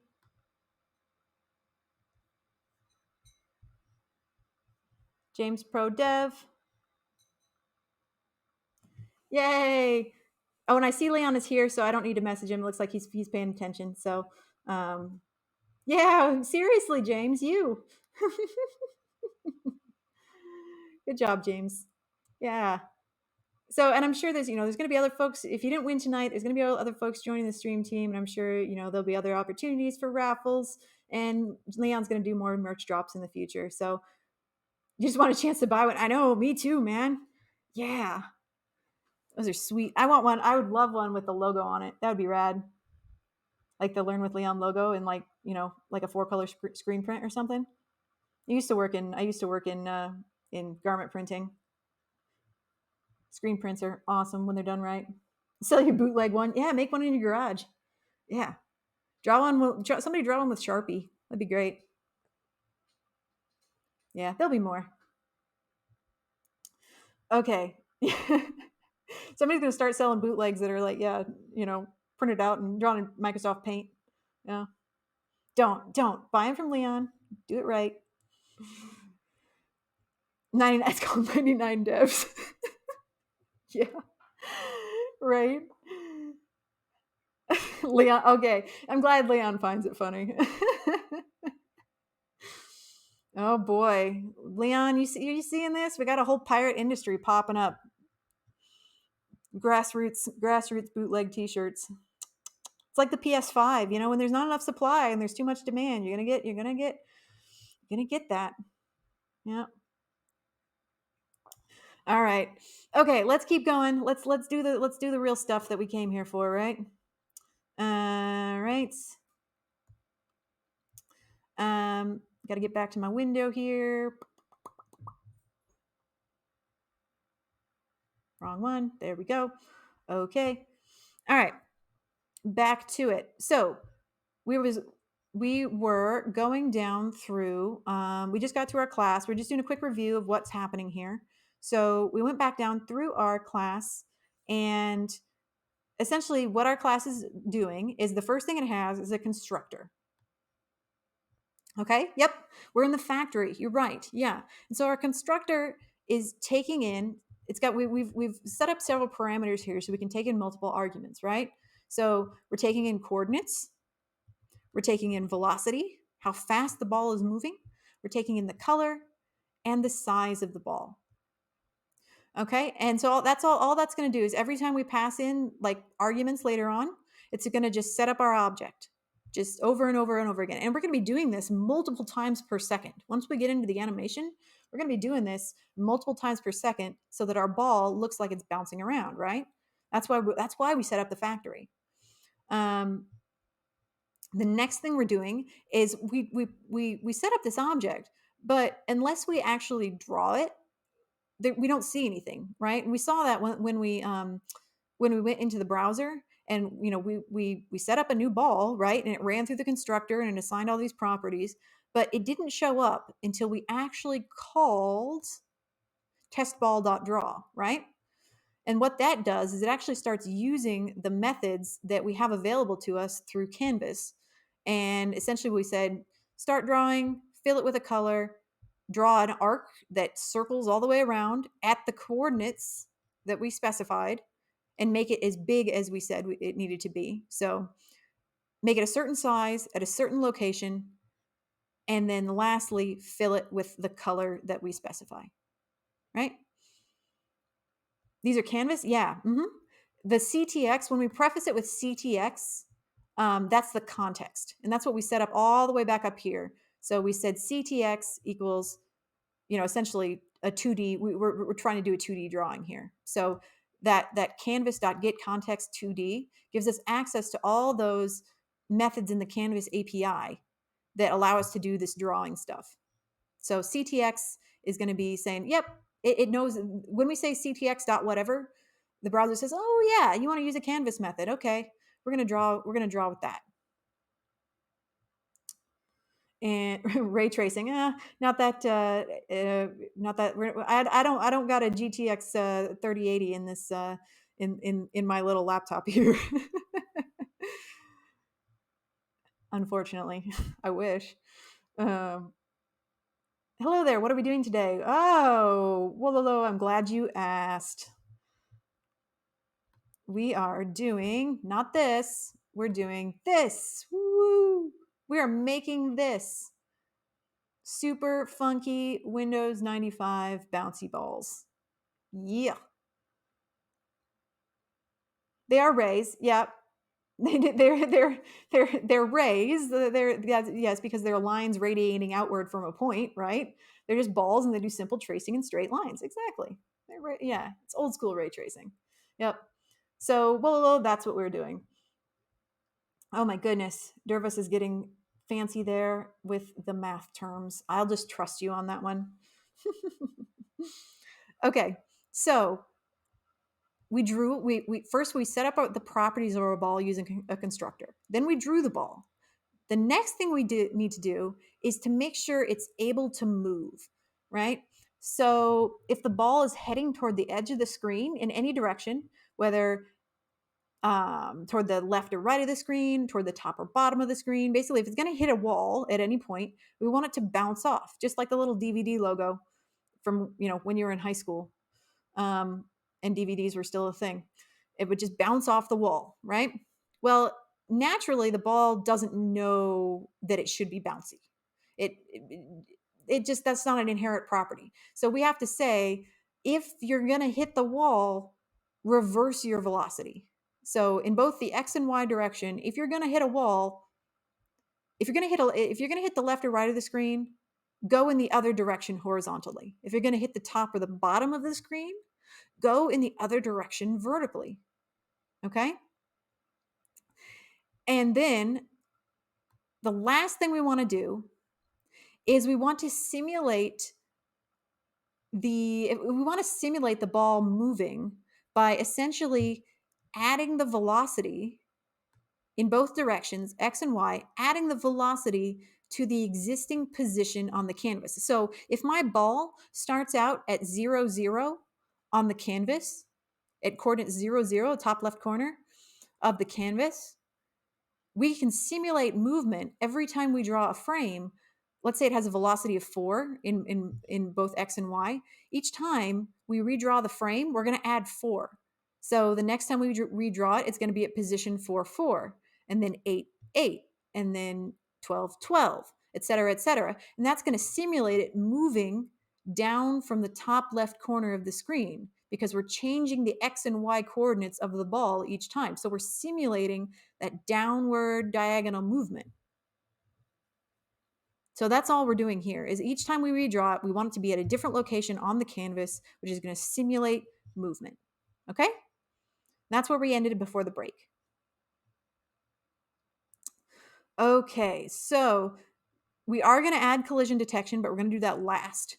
We want to finish with the essential stuff first. Oh, good, Silent. Okay, awesome. So any other questions before we keep going? So if you're following along, you might be like, no, they didn't add collision detection, but we're going to do that. We're going to do that last. That's the least important out of everything. Good, Silent. Yeah, Floyd, Silent. Awesome. Yeah. That's my goal. My goal is to essentially take stuff that looks really complicated at first glance and break it down into more digestible parts for you. So even if this is not something you can necessarily code from scratch, I want you to at least understand what the individual parts are doing and how they make sense logically and fit together. It's like Leon says about the Legos, right? We don't necessarily need to know how to make a Lego brick from scratch and how to mold the plastic and everything. But as long as you know how to stick them together, that's really all that matters for now. Exactly, One Daily. Yeah. This is why I love this project because it ends up with a cool result and we're using stuff we've talked about in class. Speaking of which, the next thing we're going to do is an array. What? We're going to declare an array called balls. All right, and it's going to be empty just for now. Yeah. Okay, and we know about arrays, right? Yeah. So what we're going to do is we want to have a certain number of balls on the screen at any given time. So when we refresh the page, we want those balls to just pop in, right? And so we can control how many, like the balls that we have on the screen and their attributes. We can control that through an array. So I could say like so essentially I'm going to say however many balls I want on the screen at any given time. I can say like while balls dot length is less than, I don't know, let's say 10 for starters. And we can adjust this as needed based on how it looks on the screen. You hated 2D arrays in college? So did I, Jason. Yeah, because I only ever used them in like the context of math and yuck. But now that I'm actually using them in code, it's a lot. I can see their usefulness versus just doing them in math and like, I don't know, what were they in, like calculus or whatever? I don't know. It was garbage. Sorry, math folks out there. I was a stats major and I didn't enjoy it. But I know there are folks that genuinely see the beauty in that, and I don't want to disparage that at all. It just wasn't my thing. Okay, so constant. So the next thing we're going to set is we're going to set a variable for the size. Const size is going to be a random number. We can set it between, I don't know, we'll say between 10 and 20 for now. We can change this later. And then the next thing we're going to do is we're actually going to start building out our array and filling it with balls. I'm sorry, Lee. I hope I'm not offending you. Like I say, I was a stats major. It was my mistake. I shouldn't have done it. So if you're in college right now and you're not enjoying your major, do consider changing. I would have changed if I'd have been smarter. It just wasn't for me, and that's okay. But I do admire people who can genuinely see the beauty in pure math. That's awesome. All right, so now we're going to start filling our array with balls. So we can generate as many balls as we need to by calling our constructor that we set up earlier. So new ball, And we're essentially, what we're going to do is we have to pass in, now we get to pass in finally our arguments. So we can see that it's giving us the arguments that we need to pass in, right? So we need to pass in the starting coordinates. This is going to tell us where the ball is going to start out on the screen before it starts moving. So when the user first refreshes the page, it's going to start out at coordinates X and Y, right? So we can start it at random, and we're going to start from 0. But if I try to just start it at 0, there's a potential that it could generate at the true 0 coordinate, which would start it halfway off the screen. So we want to say 0 plus size to make sure, to give it a little buffer so it doesn't have the ability to possibly generate partway off the screen. Yeah.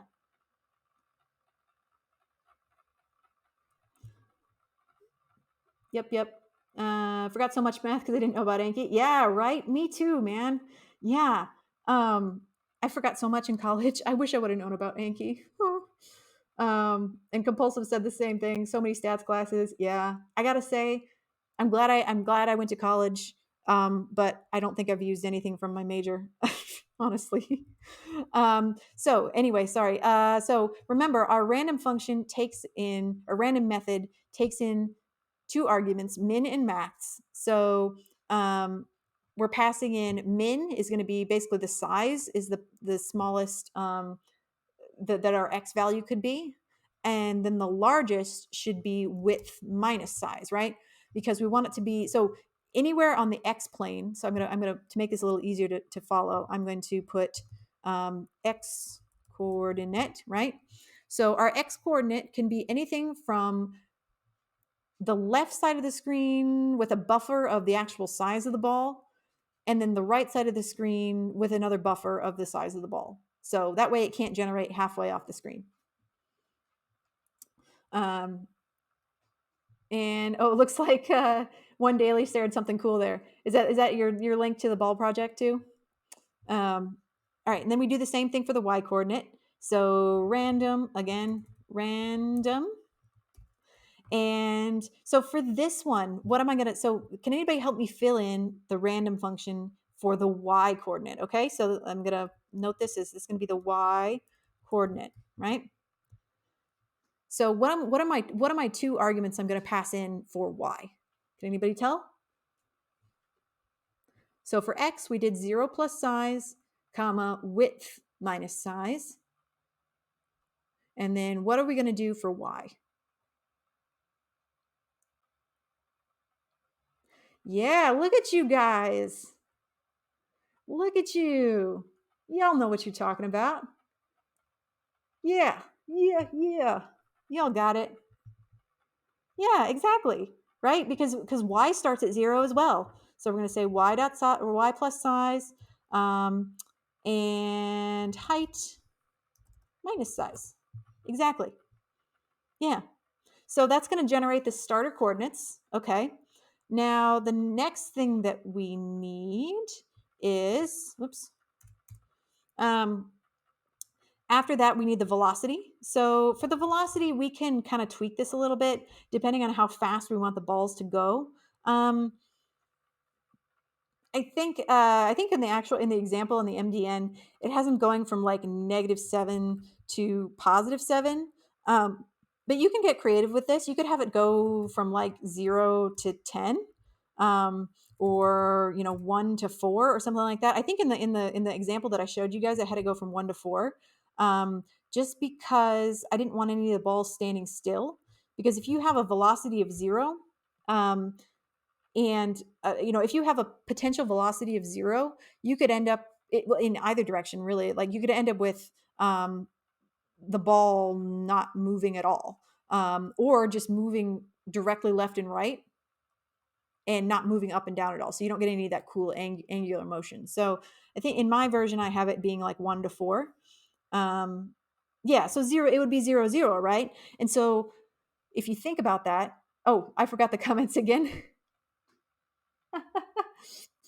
I'm not sure where I forgot a comment, but you let me know where you want to comment and I'll put it there. And the reason I have that you forgot the comments, again, channel point reward, is because when I'm doing homework problems, I very often go on to the next problem, forget to comment out the previous problem, run it in the browser, and get an error. So yeah, that's a very common problem, as my regular viewers may know. Yeah, so 0, what that's going to do is if 0 gets generated, it's going to essentially, the ball is going to get drawn with its initial x and y coordinates, and then the velocity, there's no velocity to add to those coordinates, so it's not going to move. What's the next one's on you? That one, if you click it, there should be if you click on that one, there should be a little description, but I'm happy to tell you. So if you save up enough channel points, you get to determine what my next stream is going to be about. And it could be, within reason, it can be about anything that you want. Yeah. And I'll tailor the stream around whatever topic you want to talk about. But that's kind of a lot of channel points, so good luck. Watch somebody get it. All right, so this is going to be velocity x, and then again, we're going to do velocity y, same thing, 1 to 4, just to make sure we get that nice angular motion. Velocity y. Redeem the IRL word ban on the word ball. Oh man, you guys, that would, oh man, that would be devious. And then the very last thing we're going to do is we're finally going to assign the color. And like somebody asked earlier, well, how do we get the color? We declared a function to do that, right? We declared random RGB way back in the day that will generate us a random RGB color. So assign color. And then the very last thing is going to be size, which we previously declared. Yeah, and exactly, compulsive. That's why. Yep, we're really taking advantage of the random function. It is getting used over and over and over again in a lot of different contexts, right? And that's why, as Leon says, you want your functions to really only do one thing so that you can keep recycling them over and over again in different ways. Intelligence, yeah. Dervis, what did you say? Why not generate a function for velocity that calls random until it doesn't get a 0 vector? I mean, yeah, you could do that. Yeah. I mean, it might just be easier though you could even do like a little if. You could even do like a little if statement that or specify the range in the random function so that it make an if statement that is not going to allow for 0 to be returned. Yeah, and that's why I think what you're saying is generating a function for velocity that calls random until it doesn't get a 0 vector. Yeah, you could do that. How many balls will we get? Well, we set the length of our array right now. We set it to less than 10. So what it's going to do is it's going to fill up, because we have a while loop going here, right? We have a while loop, and so it's going to fill the array and keep generating balls, because we're using our constructor to generate balls. So while that length is less than 10, it's going to keep making balls. But we could change this value to be anything we wanted. I would suggest not making it too big, because your browser might start to chug. But yeah, you can definitely increase the amount. And once we're done with this, we're gonna play around with it a little bit, and we're gonna have a little bit of fun, and see if we can break it. Keep it under 16,000 or so. Oh my gosh, why am I getting work messages at friggin' 10 p.m.? That's not okay. Don't. Yeah, I'm not reading them. I'm not doing it. Yeah, don't read your work messages after hours. Do we need to decrement that after this while loop? What are we going to be decrementing? We don't need to really decrement anything, because we're at the balls are essentially like our incrementer, right? We add balls to the array, and it's going to keep checking the length of that array. So we're saying while that length is less than 10, well, we add more balls, we keep adding more balls, and so when it hits 10, it's going to stop. And so the last thing we're going to do is essentially we're going to do our increment, right? We're going to say, what do I want to do if I want to, what would I say if I want to add something to the end of to the end of an array? What would I use?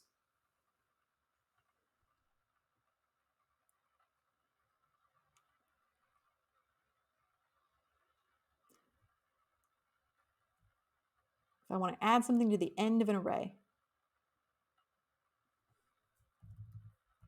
Oops. Yeah. Push, push, push. Yeah. All right. So each time we build a ball, we're going to add it to the end of our array, and then we're going to loop back to the beginning. And whether we say less than or equal, it doesn't really matter. In this case, we don't have to be specific. You could say, whatever. Oops. Yeah, that's fine. Push it real good. Yeah. Still trying to remember pop, push, shift, unshift. Yeah, that's why I asked the question. Just because I feel like it's good to to just keep cementing these things in your brain, right? Yep. Also, too, I'm just going to scroll back up here.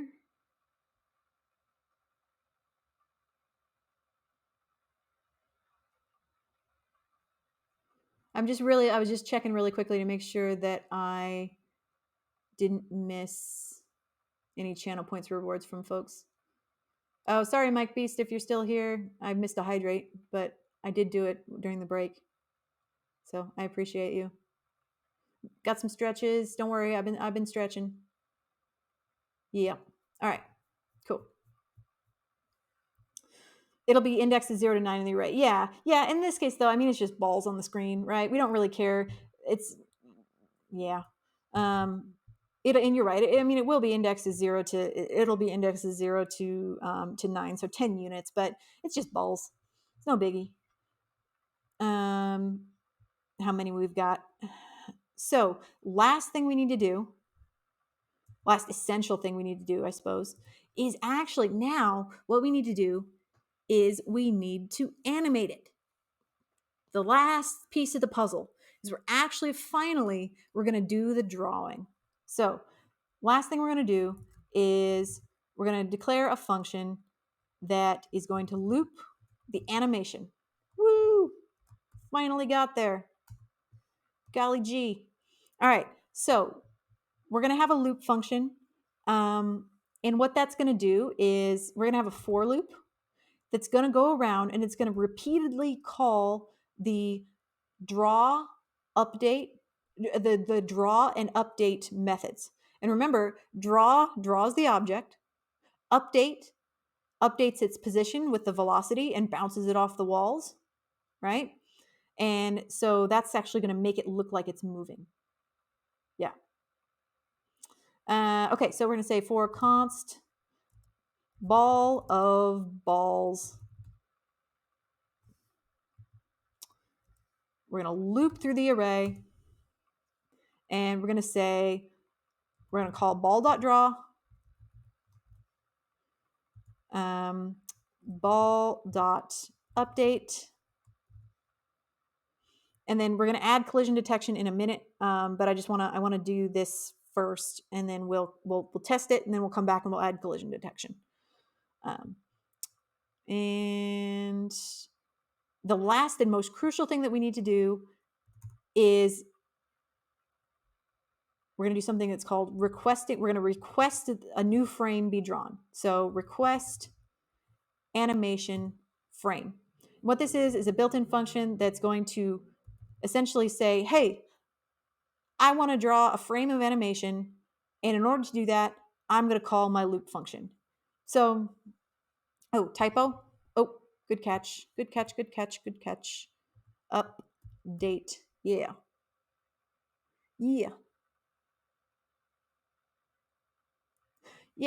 All right. So, and I wonder if this will. We'll see. It may not work without the semicolons, but I mean, I don't know why it wouldn't. Well, we'll try it either way, right? Worst we can get is an error. For each, maybe, yeah. Oh, yeah. And somebody mentioned that. You're just a bit ahead of me. I was going to ask the question, what do we call it when, we declared a function called loop, right? But then inside of that function, We're calling loop again. What is that? Dervis answered it, but I want everybody else to think about it too. We're calling the function from inside of itself, right? So each time loop runs, it calls the next iteration of itself, right? So we call that recursion. And so what this is doing is it's essentially creating an endless animation, right? Yeah, recursive, recursive, recursive. Yeah.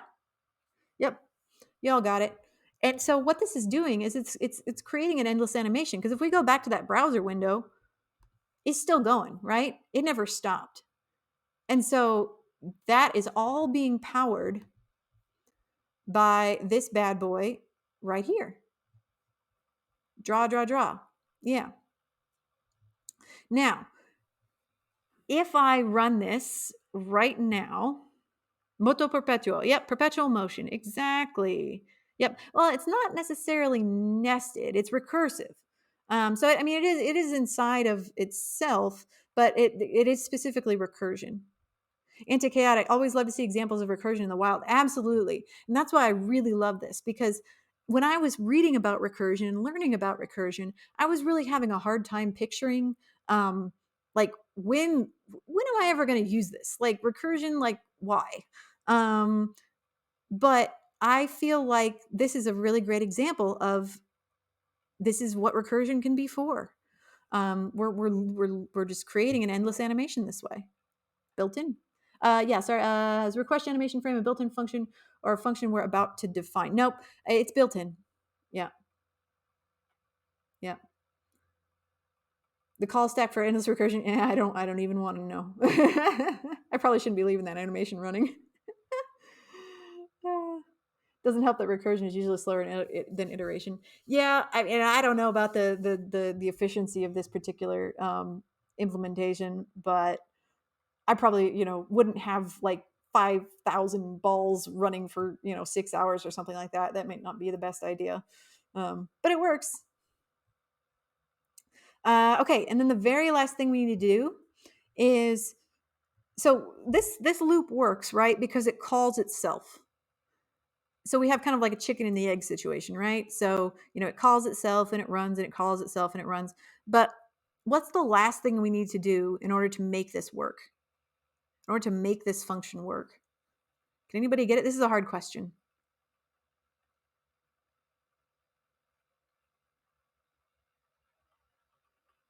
Call it. Yeah, y'all got it. I shouldn't have said it was hard. That was easy peasy for you guys.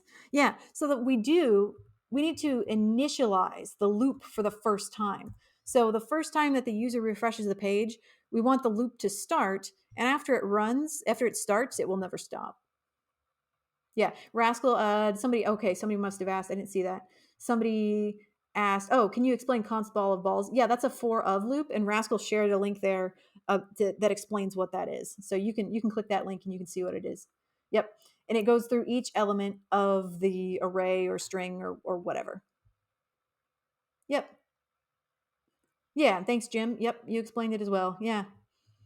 Yeah, and for of loops are really nice because you don't have to say like you don't have to do all that extra typing that you would for like a regular for loop, right? It just knows to loop through the elements in the array. So it just knows when I get to the end of the array, I stop.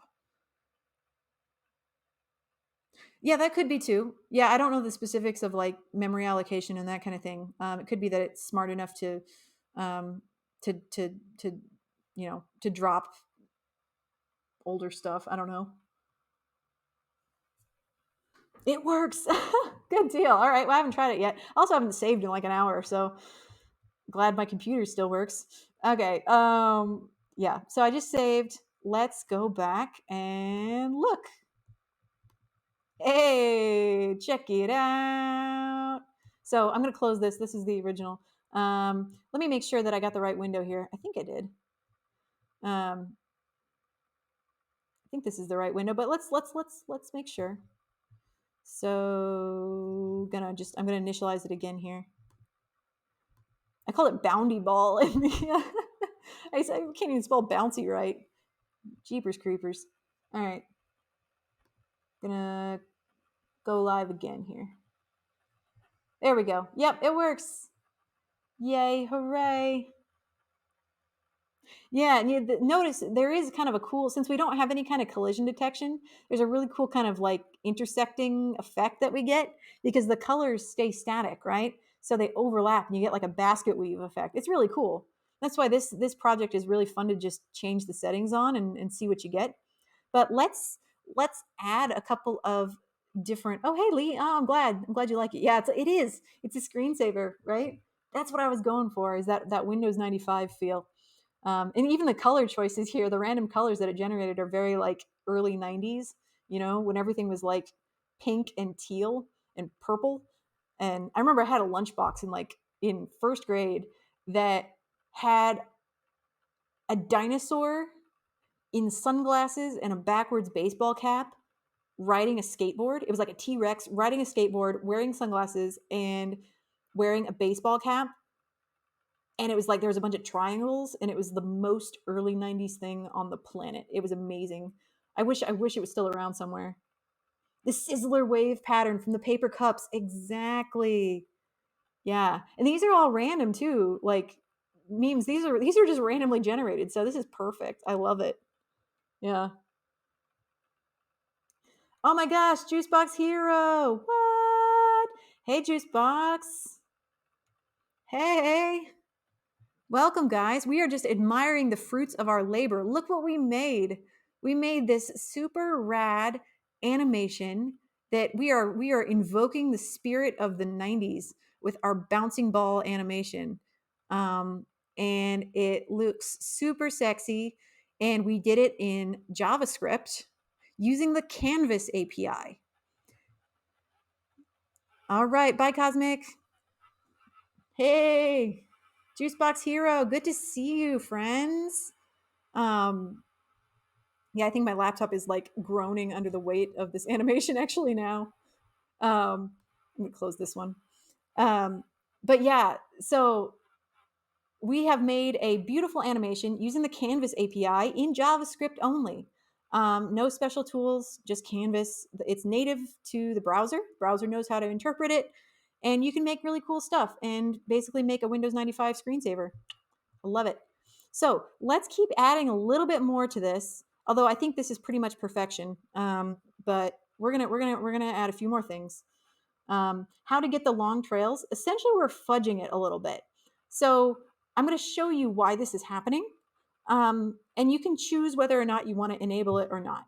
So when you do your own version, you can choose whether or not you want to have these endless trails or whether you want these to actually be balls. Okay, so let's minimize this. And I'm sorry, are you guys getting some background noise now? My laptop fan is crapping out. Let me know if you are. All right, so last thing we're going to do is we're going to go back to the top of our loop function here.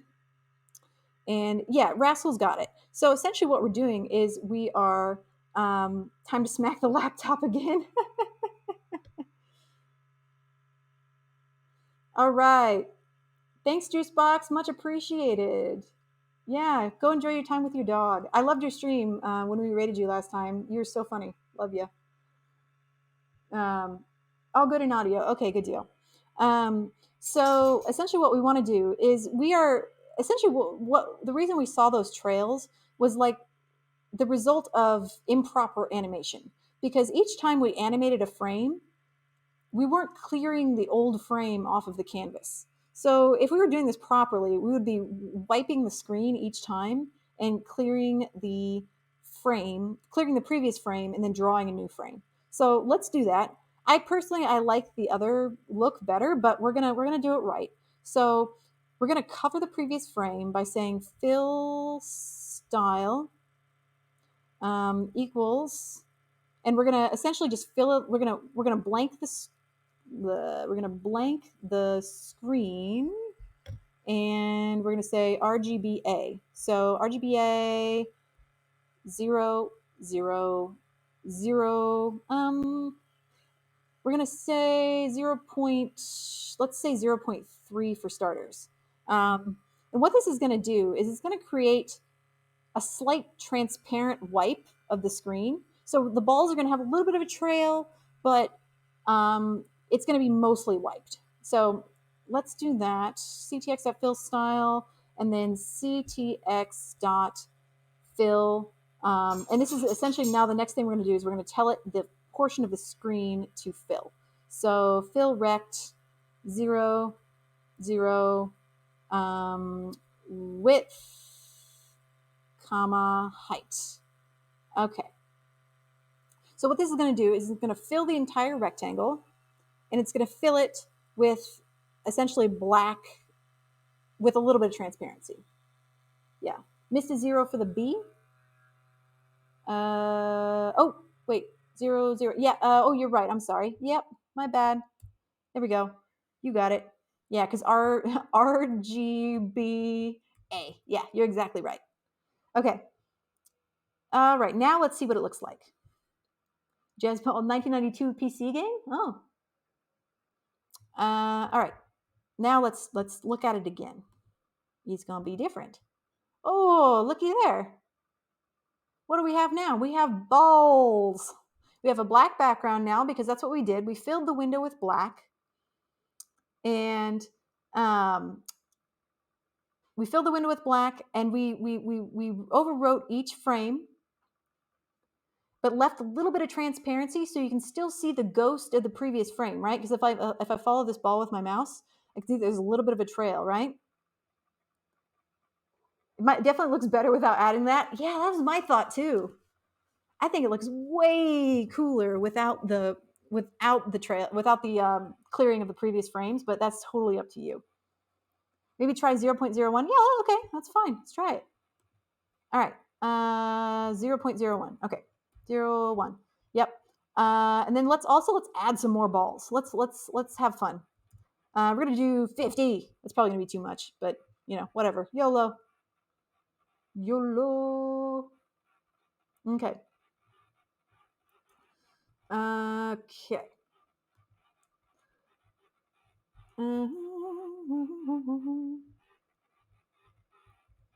Okay, saved. And there we go. Ooh. Whoa. Look at that. Look at that. That's so cool. I love it. Whoa, nice. Yeah, I think it looks pretty good. I actually like that, almost like that better. That's like, so you guys remember that one Windows 95 screensaver that was like the bouncing, like the wireframe squares? This is basically that, right? How did I get that? I set my, on my, where is it? On my loop function, I set the fill style right here, the fill style, to just 0.01 on the transparency. Oh, thanks, Leon. Yeah, this project is so fun to mess with. And I'm going to share it just real quick. I'm going to share with you guys again for the folks that are just new. This is an MDN project that we're doing, so you can build your own version. So I'm going to share the link in chat here again. And I want to see on Twitter, I want to see what y'all do with this. So tag me on Twitter when you guys make your own version and like show me what y'all do with it. There's the link. Enjoy. I think that's the right link. I'm going to double check. Yeah, let's bounce some balls. That's it. What do you look for to find the project? Honestly, I just Googled JavaScript objects practice, and this came right up. So, I mean, sometimes when I'm doing my streams and I don't know what I want to build, I will just Google like the topic that we learned in class and say like, JavaScript whatever practice, and there's generally tons of practice out there. Yeah. Yeah, do it, memes. Absolutely. Add some random value. Well, we could. I mean, it could be like, well, I don't know. What do I put in a random? Because this is inside of a string, right? So like we're declaring this is a string. So I guess I would have to do it like with the ticks, right? I'd have to do like tick, random, whatever. And I would probably do, so maybe I could do like, I don't know. Let's see, do this. And could I do this work? So I'd probably just do math.random for this because I want a number between 0 and 1, right? So math.random, and that, I don't know. We'll see if this works. And I need a tick at the end. Yeah. Okay, let's try that. This might be weird, but worth a shot. Oops, sorry. Get to see Catcher there for a minute. She-Ra, best show on Netflix. Okay, so it looks like we got a pretty high number there for the transparency. Let's try it again. Okay, yeah, look, so we got a little bit more of a trail there. So it is working. It's generating random numbers. Maybe.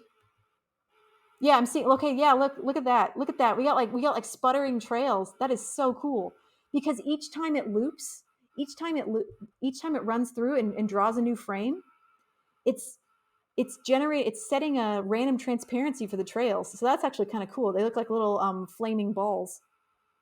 They're on fire. That's so cool. That was a good idea. Yeah, I like it. Okay, let's think about what else we can do. Oh yeah, we need to add collision detection. Let's not forget about that. So I'm going to set this back to a regular number for now because I really like that 0.0.0.01. I really like that, how that looks, personal preference. But that random thing was fun.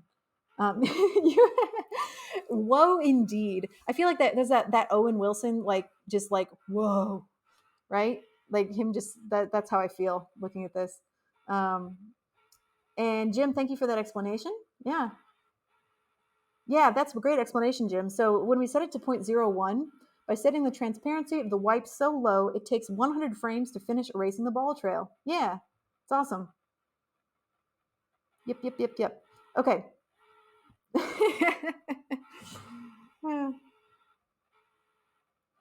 Yeah, you can absolutely get crazy with that with the transparency. Yeah. Okay, let's add some collision detection to this. So when a ball collides with another one, I want it to basically flash. I want it to change color when it collides with another one. We're gonna get really psychedelic in here. You thought this was trippy. We are gonna get even more trippy. Yes, because we can. Um, okay, so we're gonna go back up into our balls class. This is gonna be a method in our balls class, so I need to make sure I get it in the right place. I want it to be here. And then, all right, ideas coming in. Darn right. Yeah. Like that's why, get that link, grab that link out of the chat, get this bad boy into your VS Code and just go nuts. So I'm going to call this collision detect. And two, like if you just, it's great practice if you have the time to type the code out yourself. But they do have a GitHub. You can just grab it from GitHub if you don't have the time to do this yourself. And then you can start modifying it there. Up to you. Probably better practice to type it out and think about what it's doing. But again, up to you. So we're going to loop around and we're going to say for each ball in the array. So in order to do that, we're going to loop through our array and we're going to say for const ball of balls, we are going to, essentially we want to see if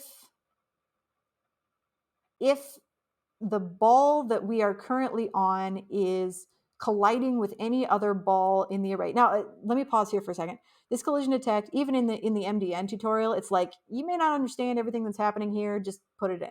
So this one's kind of complicated. So don't fret if you're not like fully up on this one. That's why I did it last, because you really don't need it. It's just a little extra sugar. So this isn't entirely necessary. We're just doing it because I want a fancy color change. So for each ball in our array, if um, if we are colliding with another ball, so essentially if the ball that we are currently constructing is colliding with any other ball in the array, so let's see, if this ball Then we're going to do some, essentially we're going to do some distance calculations, and it's going to get a little wild. So I'm just going to kind of type this out, and then we're going to run it, and we're going to see what happens. This is a for loop, a for of loop. So if you can look that up. Rascal, can you share that link to the MDN on for of loops again? That's all we're doing. Dx this x. If somebody who's mathy can explain what's going to happen here, that would be much appreciated. What we're doing, but const. This is the only part of this I was like, I don't know that I can reliably explain this, but I'm doing it anyway. I'm doing it live. This dot y minus this dot y minus ball dot y, and then the last thing we're doing is const. Now we're doing, so we're getting the dx and the dy, and then the last thing we're doing is we're doing a distance calculation. Const distance equals math dots. We're taking the square root. We're doing something. I don't know, something mathy. Square root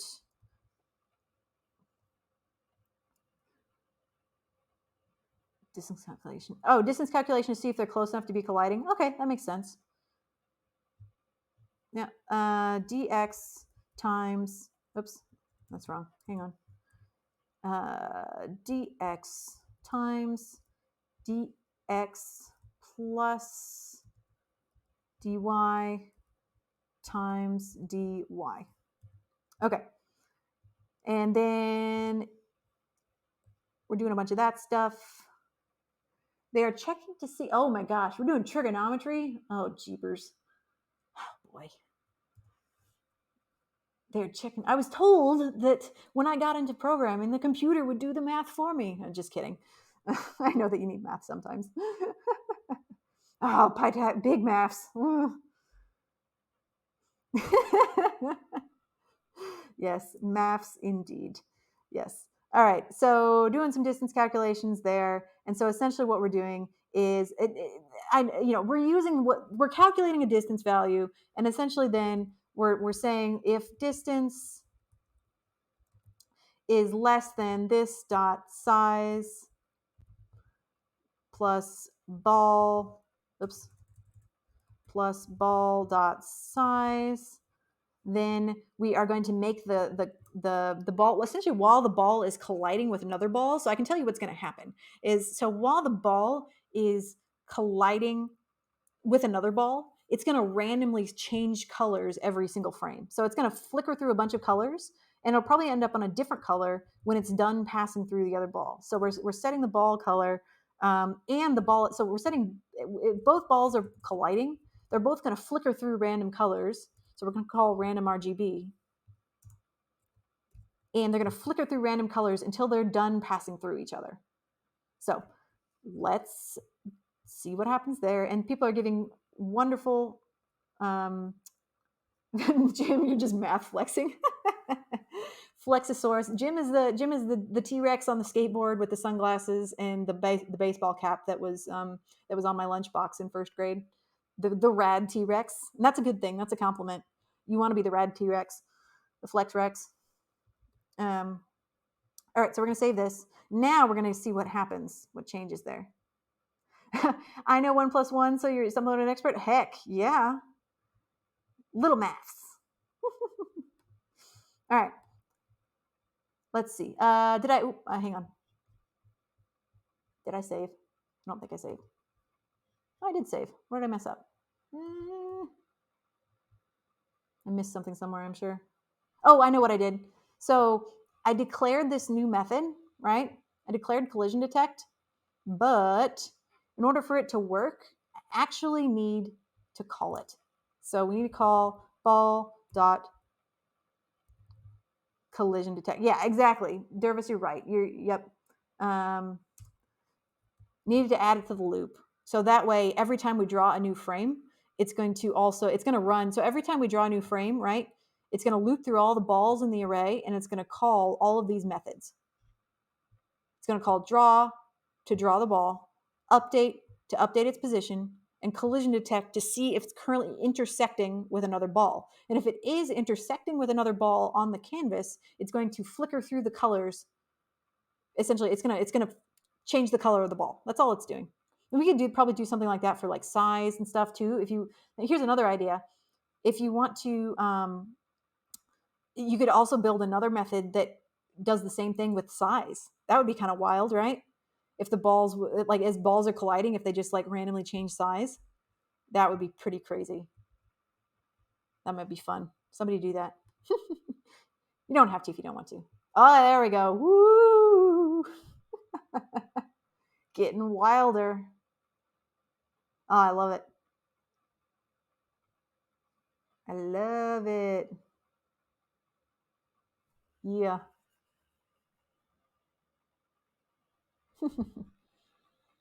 So you can see each time the balls collide with each other, they both flicker through the spectrum until they stop colliding, in which case they stay with the last color that they flickered through. Yeah.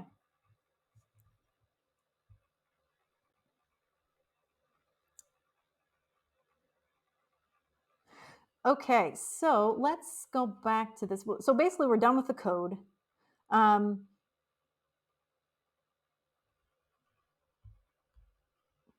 how does the function? So how does the well, essentially, what we're doing is we're not actually calling our we're not actually calling our collision detect method.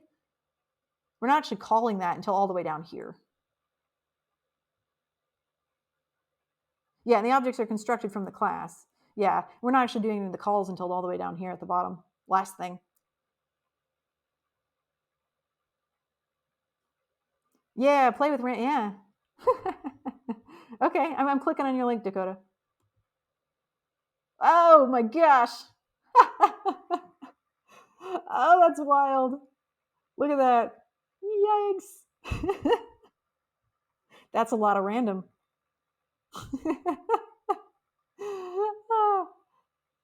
Whoa.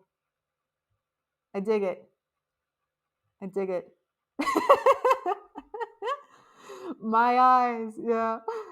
Oh man, I don't feel like I can look at that one for very long. I mean, in a good way. It's super trippy. Fireworks, yeah. Well, I think somebody said earlier that they were like,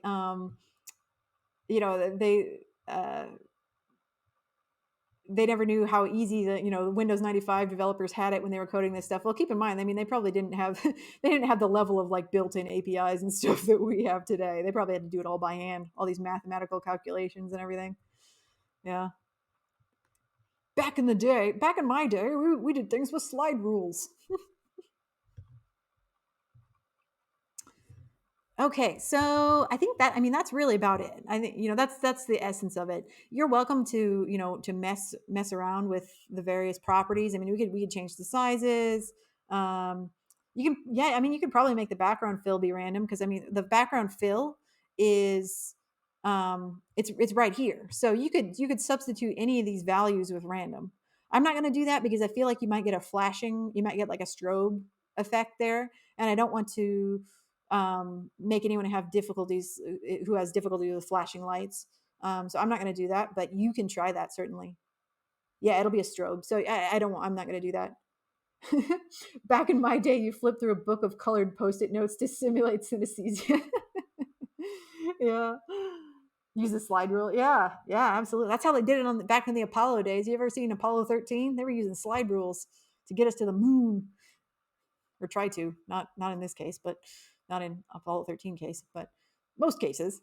But yeah, you could try. You can mess around with putting random in replacement for these values, like we did before. And so yeah, I changed the size here, so that will make some bigger balls. Whoa. So they're going to collide more often, so you get more of a flicker effect. I'm not going to leave this up for too long; it's kind of flashy, but I feel like that looks pretty cool. My laptop's going, oh my god.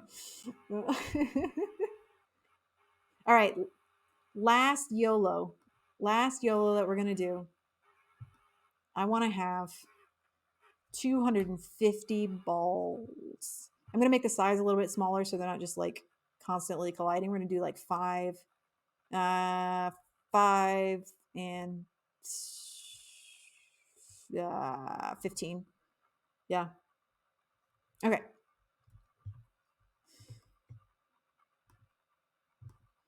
Woo!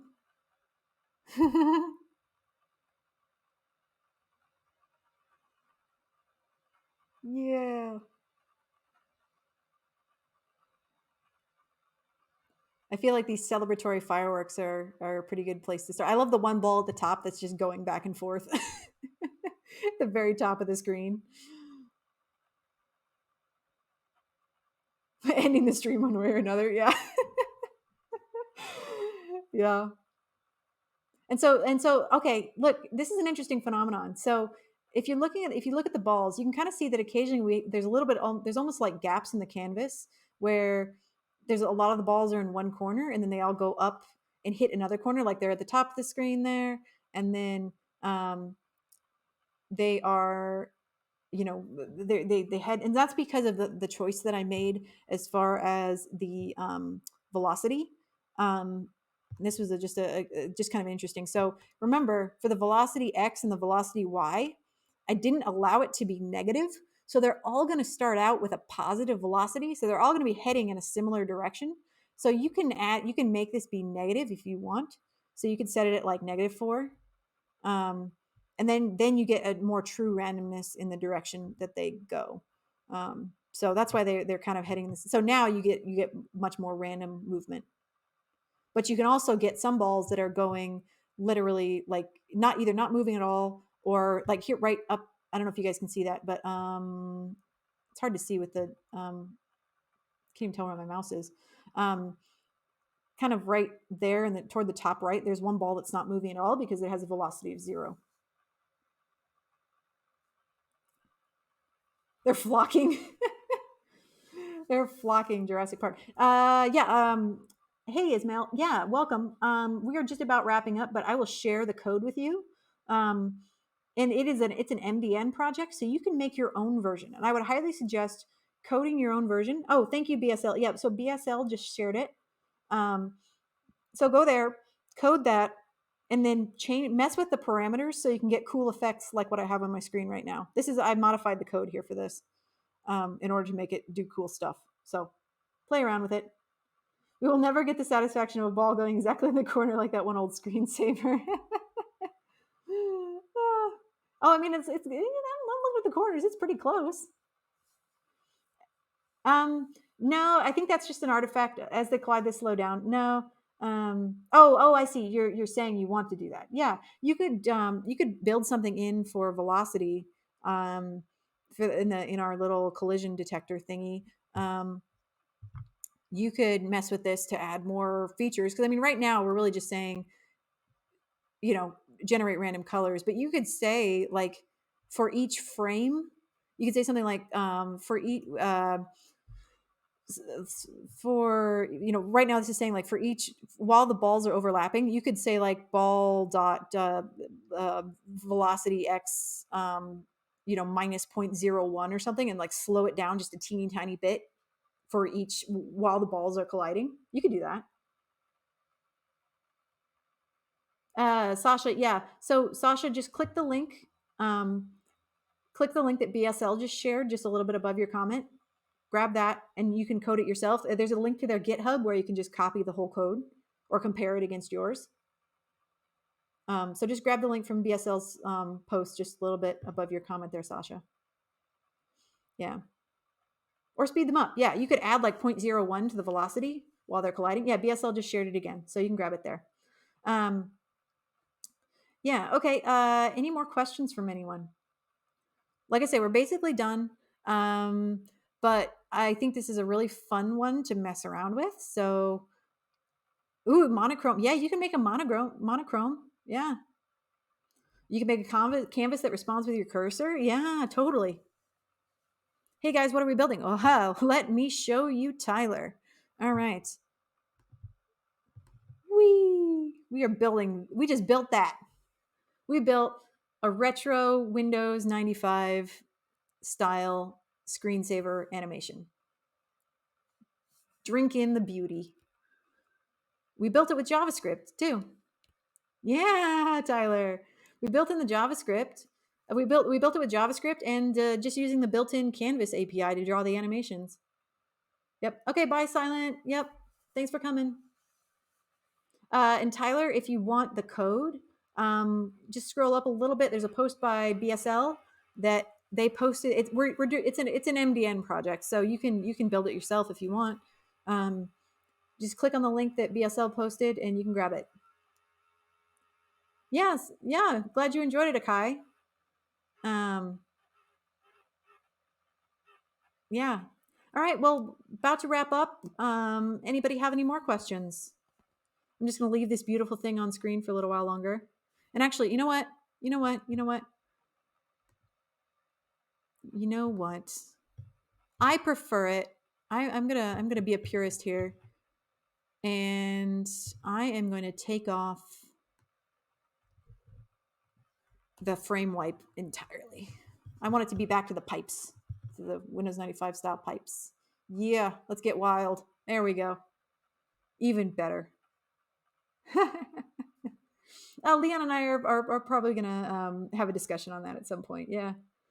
I'm glad you guys had fun. That was my goal for tonight. I just wanted to be fun, and I wanted to show you the practical application of some of the stuff that we have been learning in class. Because, sometimes I'm like, I'm not sure. Like, oh well, yeah, sure, constructors are great, but what can I actually use it for? What is it for? Well, it's for this. It's for building Windows 95 screensavers, doing animations. Next up, lava lamp screensaver. Ooh. Yeah, I'm glad y'all had fun. Yeah. Are we doing a raid? Oh, we can. I'm probably gonna sign off, but I can. Does anybody have any suggestions on who to raid? I've never done a raid before. I can. There's a button for it. I can click the raid button. Hang on. If anybody has any suggestions, I'm happy to raid someone, as long as they're appropriate.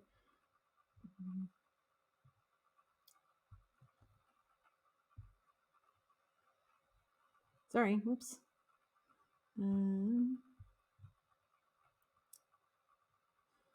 Bye. Oh yeah, if you do recreate this, tag me on Twitter, please, at @MayanWolf. Do !Twitter in the chat if you want to see my Twitter handle. It's literally MayanWolf, but bang Twitter if you need it.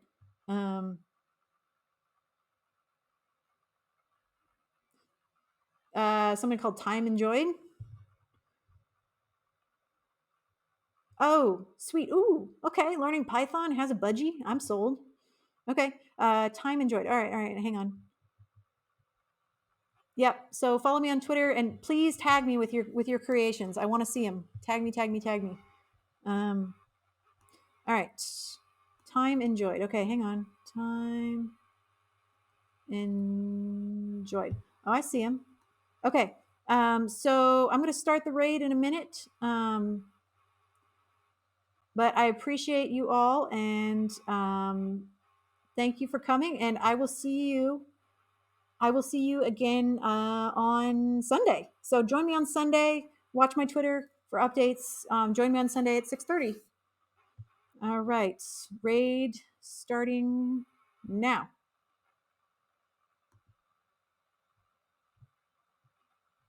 I guess, sorry, 10 seconds. There's a countdown. Bye.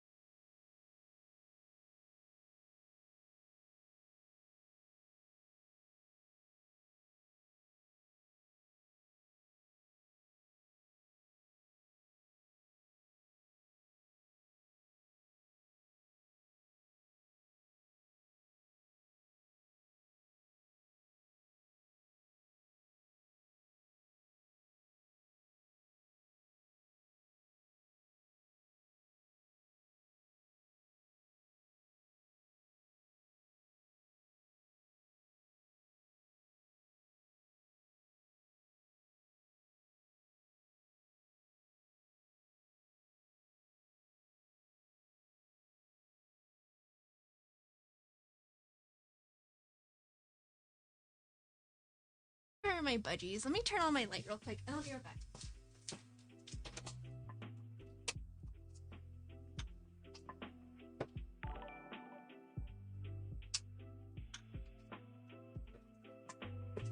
Okay. I turned on the lights for my chat. Florence, hello. Right, friendly raid. I appreciate it, Coder Mel. Your name looks kind of familiar. Agonaut, hello. Full circle. Have you guys seen my birds? I have two, Momo and Jarvie, in the cam, but they're not really there. A tarot reader. Yes, I do tarot readings. Okay, I don't like my hair right now, but I'm gonna show my face to you guys. How do I do this? I just set up, oh my god. Hi! I just set up this budgie avatar, and it is super cute. Made by Simon Red. Hello. I am Esther from Cali, and I watercolor budgies mainly, but I've been learning to code Python. Thank you. Yes, verb. Oh, there's Momo and Jarvie right there. Okay, hold on. Mayan. Sub budgies, say hi. Gym of Leisure, hey. Sorry if I missed things in chat. I'm very sorry. A lot going on. One of my chat members suggested, who? Was it Jim? Who suggested me? Oh, I super appreciate that. Thank you for the follow, everyone. Zier BSLGZ. So, Ryan Hawkins, thank you. You're in data work?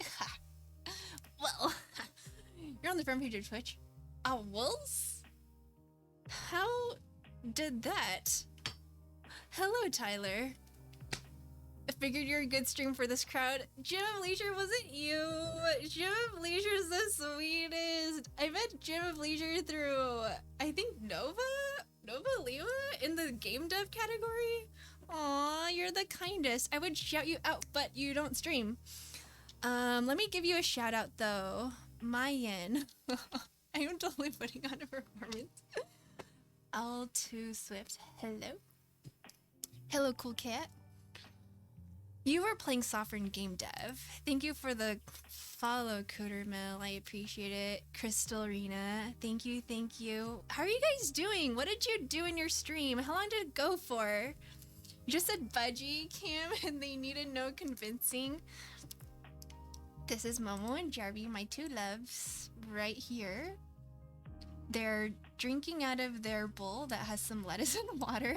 They don't know how to take baths yet, unfortunately. Aw, thanks for the follow, Mindwolf. I appreciate it. We are friends to birds. Yes. Someone back we rated, you were streaming with during some sort of data challenge. Oh, yeah. I co-hosted a data visualization contest with Nick One Datasci. Shout out to him. But it was the last season finale that we just did. I don't know where he is. He's probably not in here. Oh, he is. She was coasting. Yeah, the Viz Buzz. It was the second Viz Buzz. And it's been very fun. I'm learning a lot. You are with Learn with Leon? Wait, no. Today is Wednesday. Learn with Leon.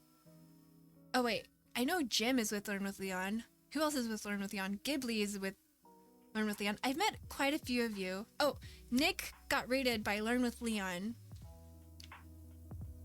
A fair bit of this group traces back to Learn with Leon. We keep secondary, tertiary, and quant. I know. It's so awesome. Extra streams this week from his stream team. Oh shoot, he streamed today? And I did, there's a quad raid going on? How many raids did you guys go through? Were you doing student streams? Aww, thanks for the follow, Intel Gen Z. Okay, so I was just talking to someone, and Learn with Leon, you guys are doing some we're like, I'm learning Python. I'm going through the Python crash course, and I just learned classes, child classes,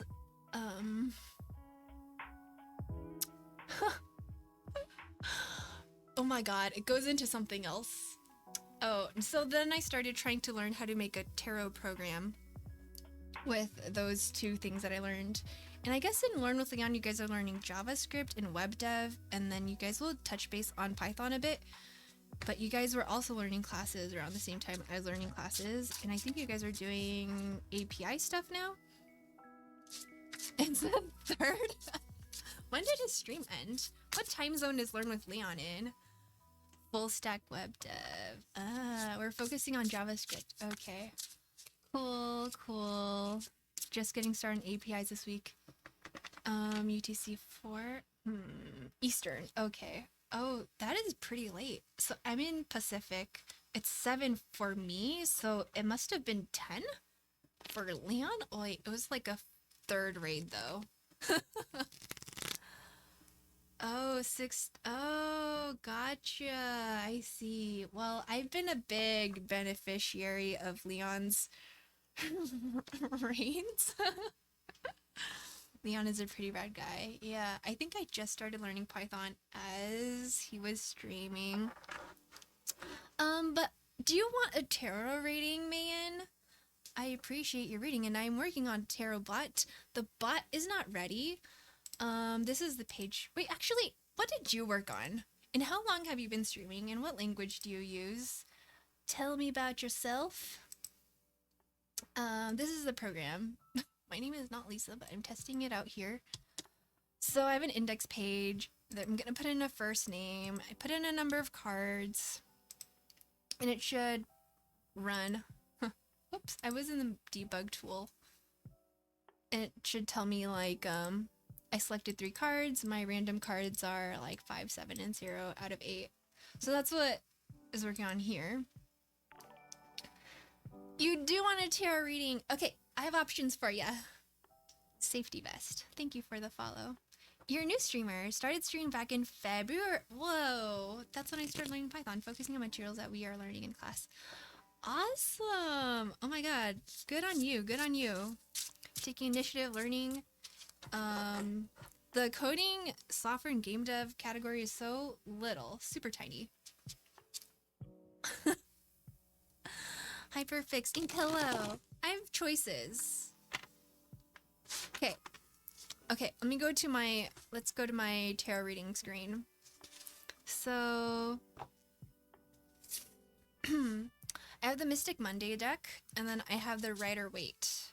The Rider-Waite is more traditional. Oh my god, please don't tell me there's reversed. Please tell me I shuffled them correctly. Anyway, I don't read reversals, so if some cards are upside down, do try to ignore it. Dream tech up. Yes. A tarot reading for this generous raid. Need to follow more coding streams. Kind of get into coding. Right. Wait, Techie, you just started, right? You're gonna start a going through some Python exercises. Don't forget about Smith. Smith? What? I don't think I know Smith. Polynimity. Okay, so you can have a vibe check or... Oh, Smith equals alternate tarot.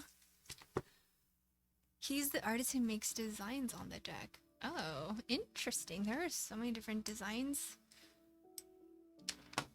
Would be fun to make a design one day. Whoa, 1912? Oh, she's the one. Wait, is she? Oh my god. You're right. How do you guys already know this? Pamela Coleman Smith. Gotcha. So yeah, writer, wait, and Paula Coleman Smith. Junior My Huber. Thank you for the follow. Never done tarot before. Okay, so 2 types of readings. there are vibe checks where I basically just, you know, tell you how you're feeling right now, what's going on right now with you at this very moment. And then there's also a question where you can ask a question, usually open-ended, usually to lead to a result. So it would be like, what can I do to improve the situation? What can I do to feel better? Or like, what's the next step I should take? Or how should I approach this? I also do relationship spreads. Um, but I'm not good at them. If you wanted one of those, you need to give me like initials. Just out of tradition. You're a very hardcore tarot nerd. Very hyped to see more people getting into it. Nice. It's interesting. I'm surprised at like how many people in the software game dev world are interested in tarot readings. You want a vibe check? Okay. So we have. Do you want? I guess blue deck or black deck. The system I'm into right now is New World Tarot by Christy something, but also found the Creative Tarot super useful as a learning tool. Okay, I'm gonna go ahead and put that in my stream refs, cause I just cannot keep up in my brain. Is a little bit wonky right now. I just did an 8-hour stream. See. There's a lot of thinking. But thank you. Oh yeah, and I do have a Discord. I'm gonna just go ahead and do a quick shout out to my own Discord. Feel free to join. We have coders in there sharing their code. We have artists in there sharing their art. Potential movie nights. Myers-Briggs personality tests. I think you're my compiler. My life wouldn't start without you. Black deck looks cooler. Okay, we'll do. We'll do the black. Tarot's fake. Astrology is real. It's all for fun, y'all.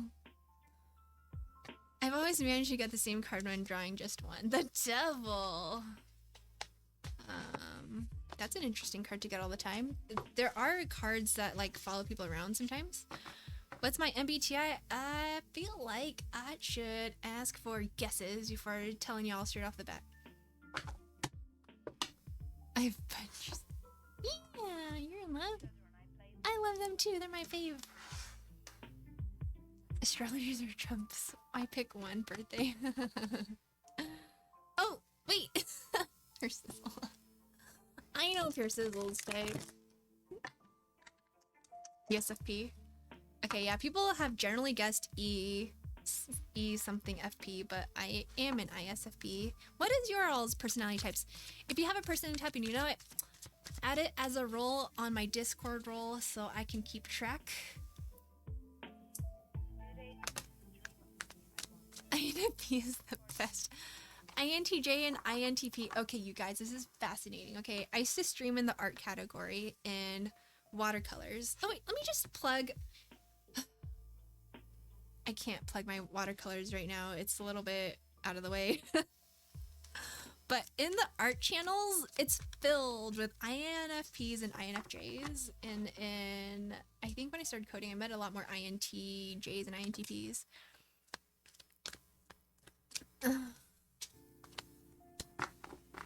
Oh, you know Will? You know personality. Okay, hold on. I need to clear the energy and give Mayan Wolf a vibe check. So clearing the energy here. Clearing the energy. Let it flow away. Flow, flow. Okay. Mayan Wolf. Slower vibes. Okay. I would like a pop out for Mayan Wolf for a vibe check. What is Mayan Wolf's vibes? What? That was, I mean, I'm gonna kind of like take that, but it didn't like flip. I want a nice clear pop out, please. Oh, that was so close too. God. Okay, that didn't flip either. Okay. You know what? I should have taken them sooner. These cards kind of like, they like oozed out of the deck. I wouldn't say they like popped out.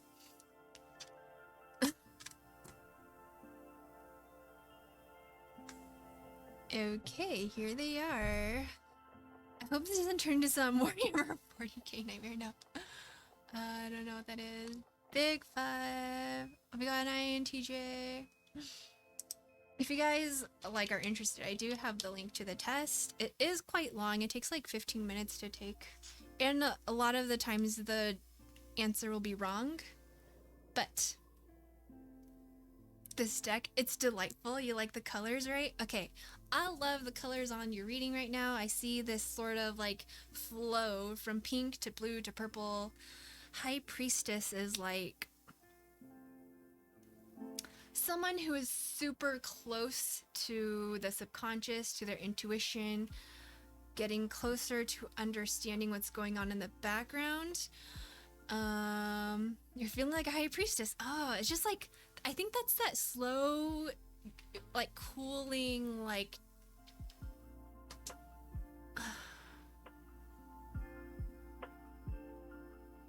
everything out there is moving super ultra fast, and you're just like, I'm gonna step back and be a little bit separated. 9 of Pentacles. In this card, it's a peacock with like all the colors, rich. Like this Monstera plant is like healthy. 9 of Pentacles. It's like the card right before the 10 of Pentacles. So your vibes are really good.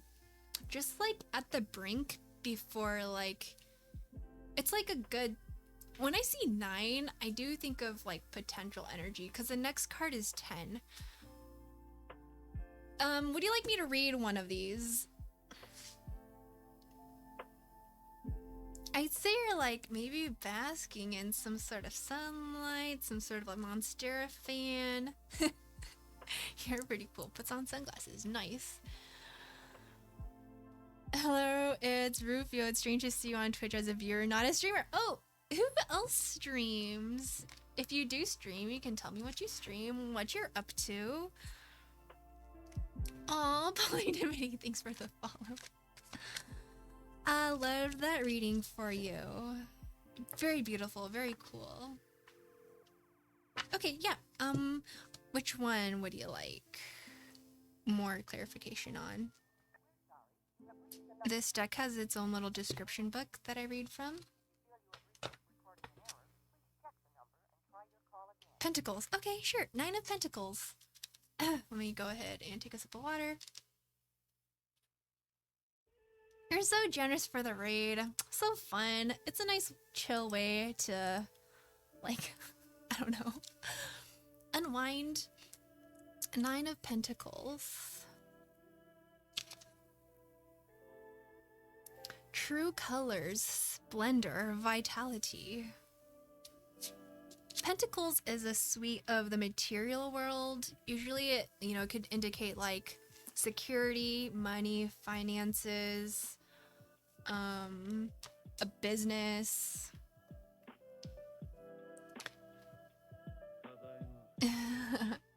Indulge yourself, you deserve it. Your hard work is paying off, and you are now reaping the rewards. You feel at ease with your financial status, income, and schedule. Good, claim that. Live loud with luxury, allowing yourself to enjoy the abundance that you've created. It is now time to celebrate and treat yourself, whether it's buying that item you've had your eyes on or giving yourself time to rest. By staying true to yourself and your vision, you are improving the quality of your life. Show your true colors by saying yes to your independent spirit and the creations you are bringing forth into this world. Acknowledge your accomplishments and what it took for you to get to this place of fulfillment and satisfaction. Rich in inspiration, connect and replenish the inner beauty that you possess and provide in this world. That's non-reverse. A fallen hope. Oh man, that username. It reversed. It was reversed, so typically means opposite. Oh, okay, okay. Yeah, there are reversal cards, and I don't know how to read reversals, so I've decided to just sort of pick up on. I don't know. I don't know how to read non reversals yet. So basically, when I do my shuffles and my readings, I set the intention for it to be a non reversal. That's why I don't. If I like set the intention to read reversals, that might be a little different. You don't have to distinguish between. Personally, I don't read reversals. Too much hassle to shuffle and memorize two more things. Yeah, like, and depending on the vibe that I get from someone and the question they're asking, or like the way that the cards are positioned. Like, let's say this card was I was doing a 4-card question and answer spread, and this was in the obstacle. Then I would read it differently. I'd be like, okay, this is your challenge. I then would semi like make it a reversal in my head. But that's just an explanation. Let me make sure I give you a follow, though, Mayan Wolf. You're very, very welcome. Thank you for stopping by. I really appreciate it. I've been feeling very welcome to the software game dev community. Derailed? Gotta get some sleep. Oh yeah, for sure, Mayan. Have a good one. I hope to catch your stream. See you around. I was... It was a long stream. Did a lot of learning with people with the support of chat on how to build a tarot thing, and I was just gonna I was like, I have nothing else I can do right now. I'm gonna raid someone, but then I got raided. So, of course, I appreciate that. Gonna leave the host going. Aw, thank you. Oh no, you didn't derail. All is good. Went ahead and downloaded the book. Yay! Just waiting to start it. Nova Liminal is on now? Oh.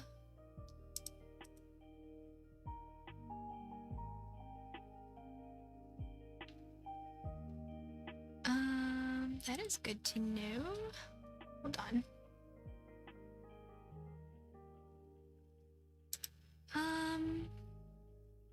Yeah, shall we then?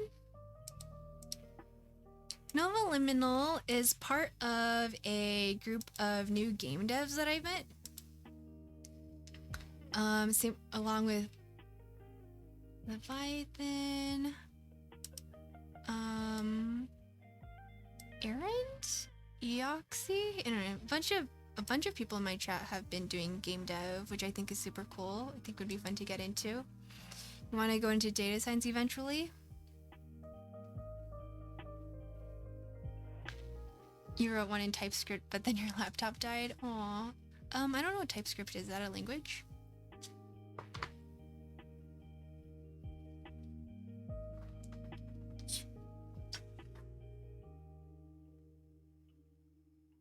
How long have I been learning Python? I started in February this year.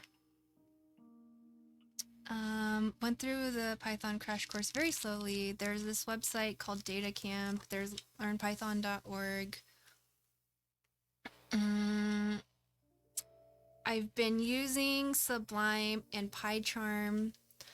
And then I picked up Flask in order to combine Python with some web stuff, which I basically learned from people who showed me. I have to give my chat credit all the time.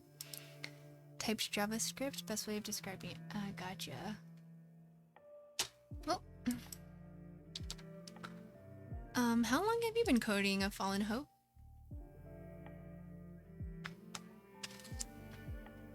Do you guys all have projects in mind? Do you guys all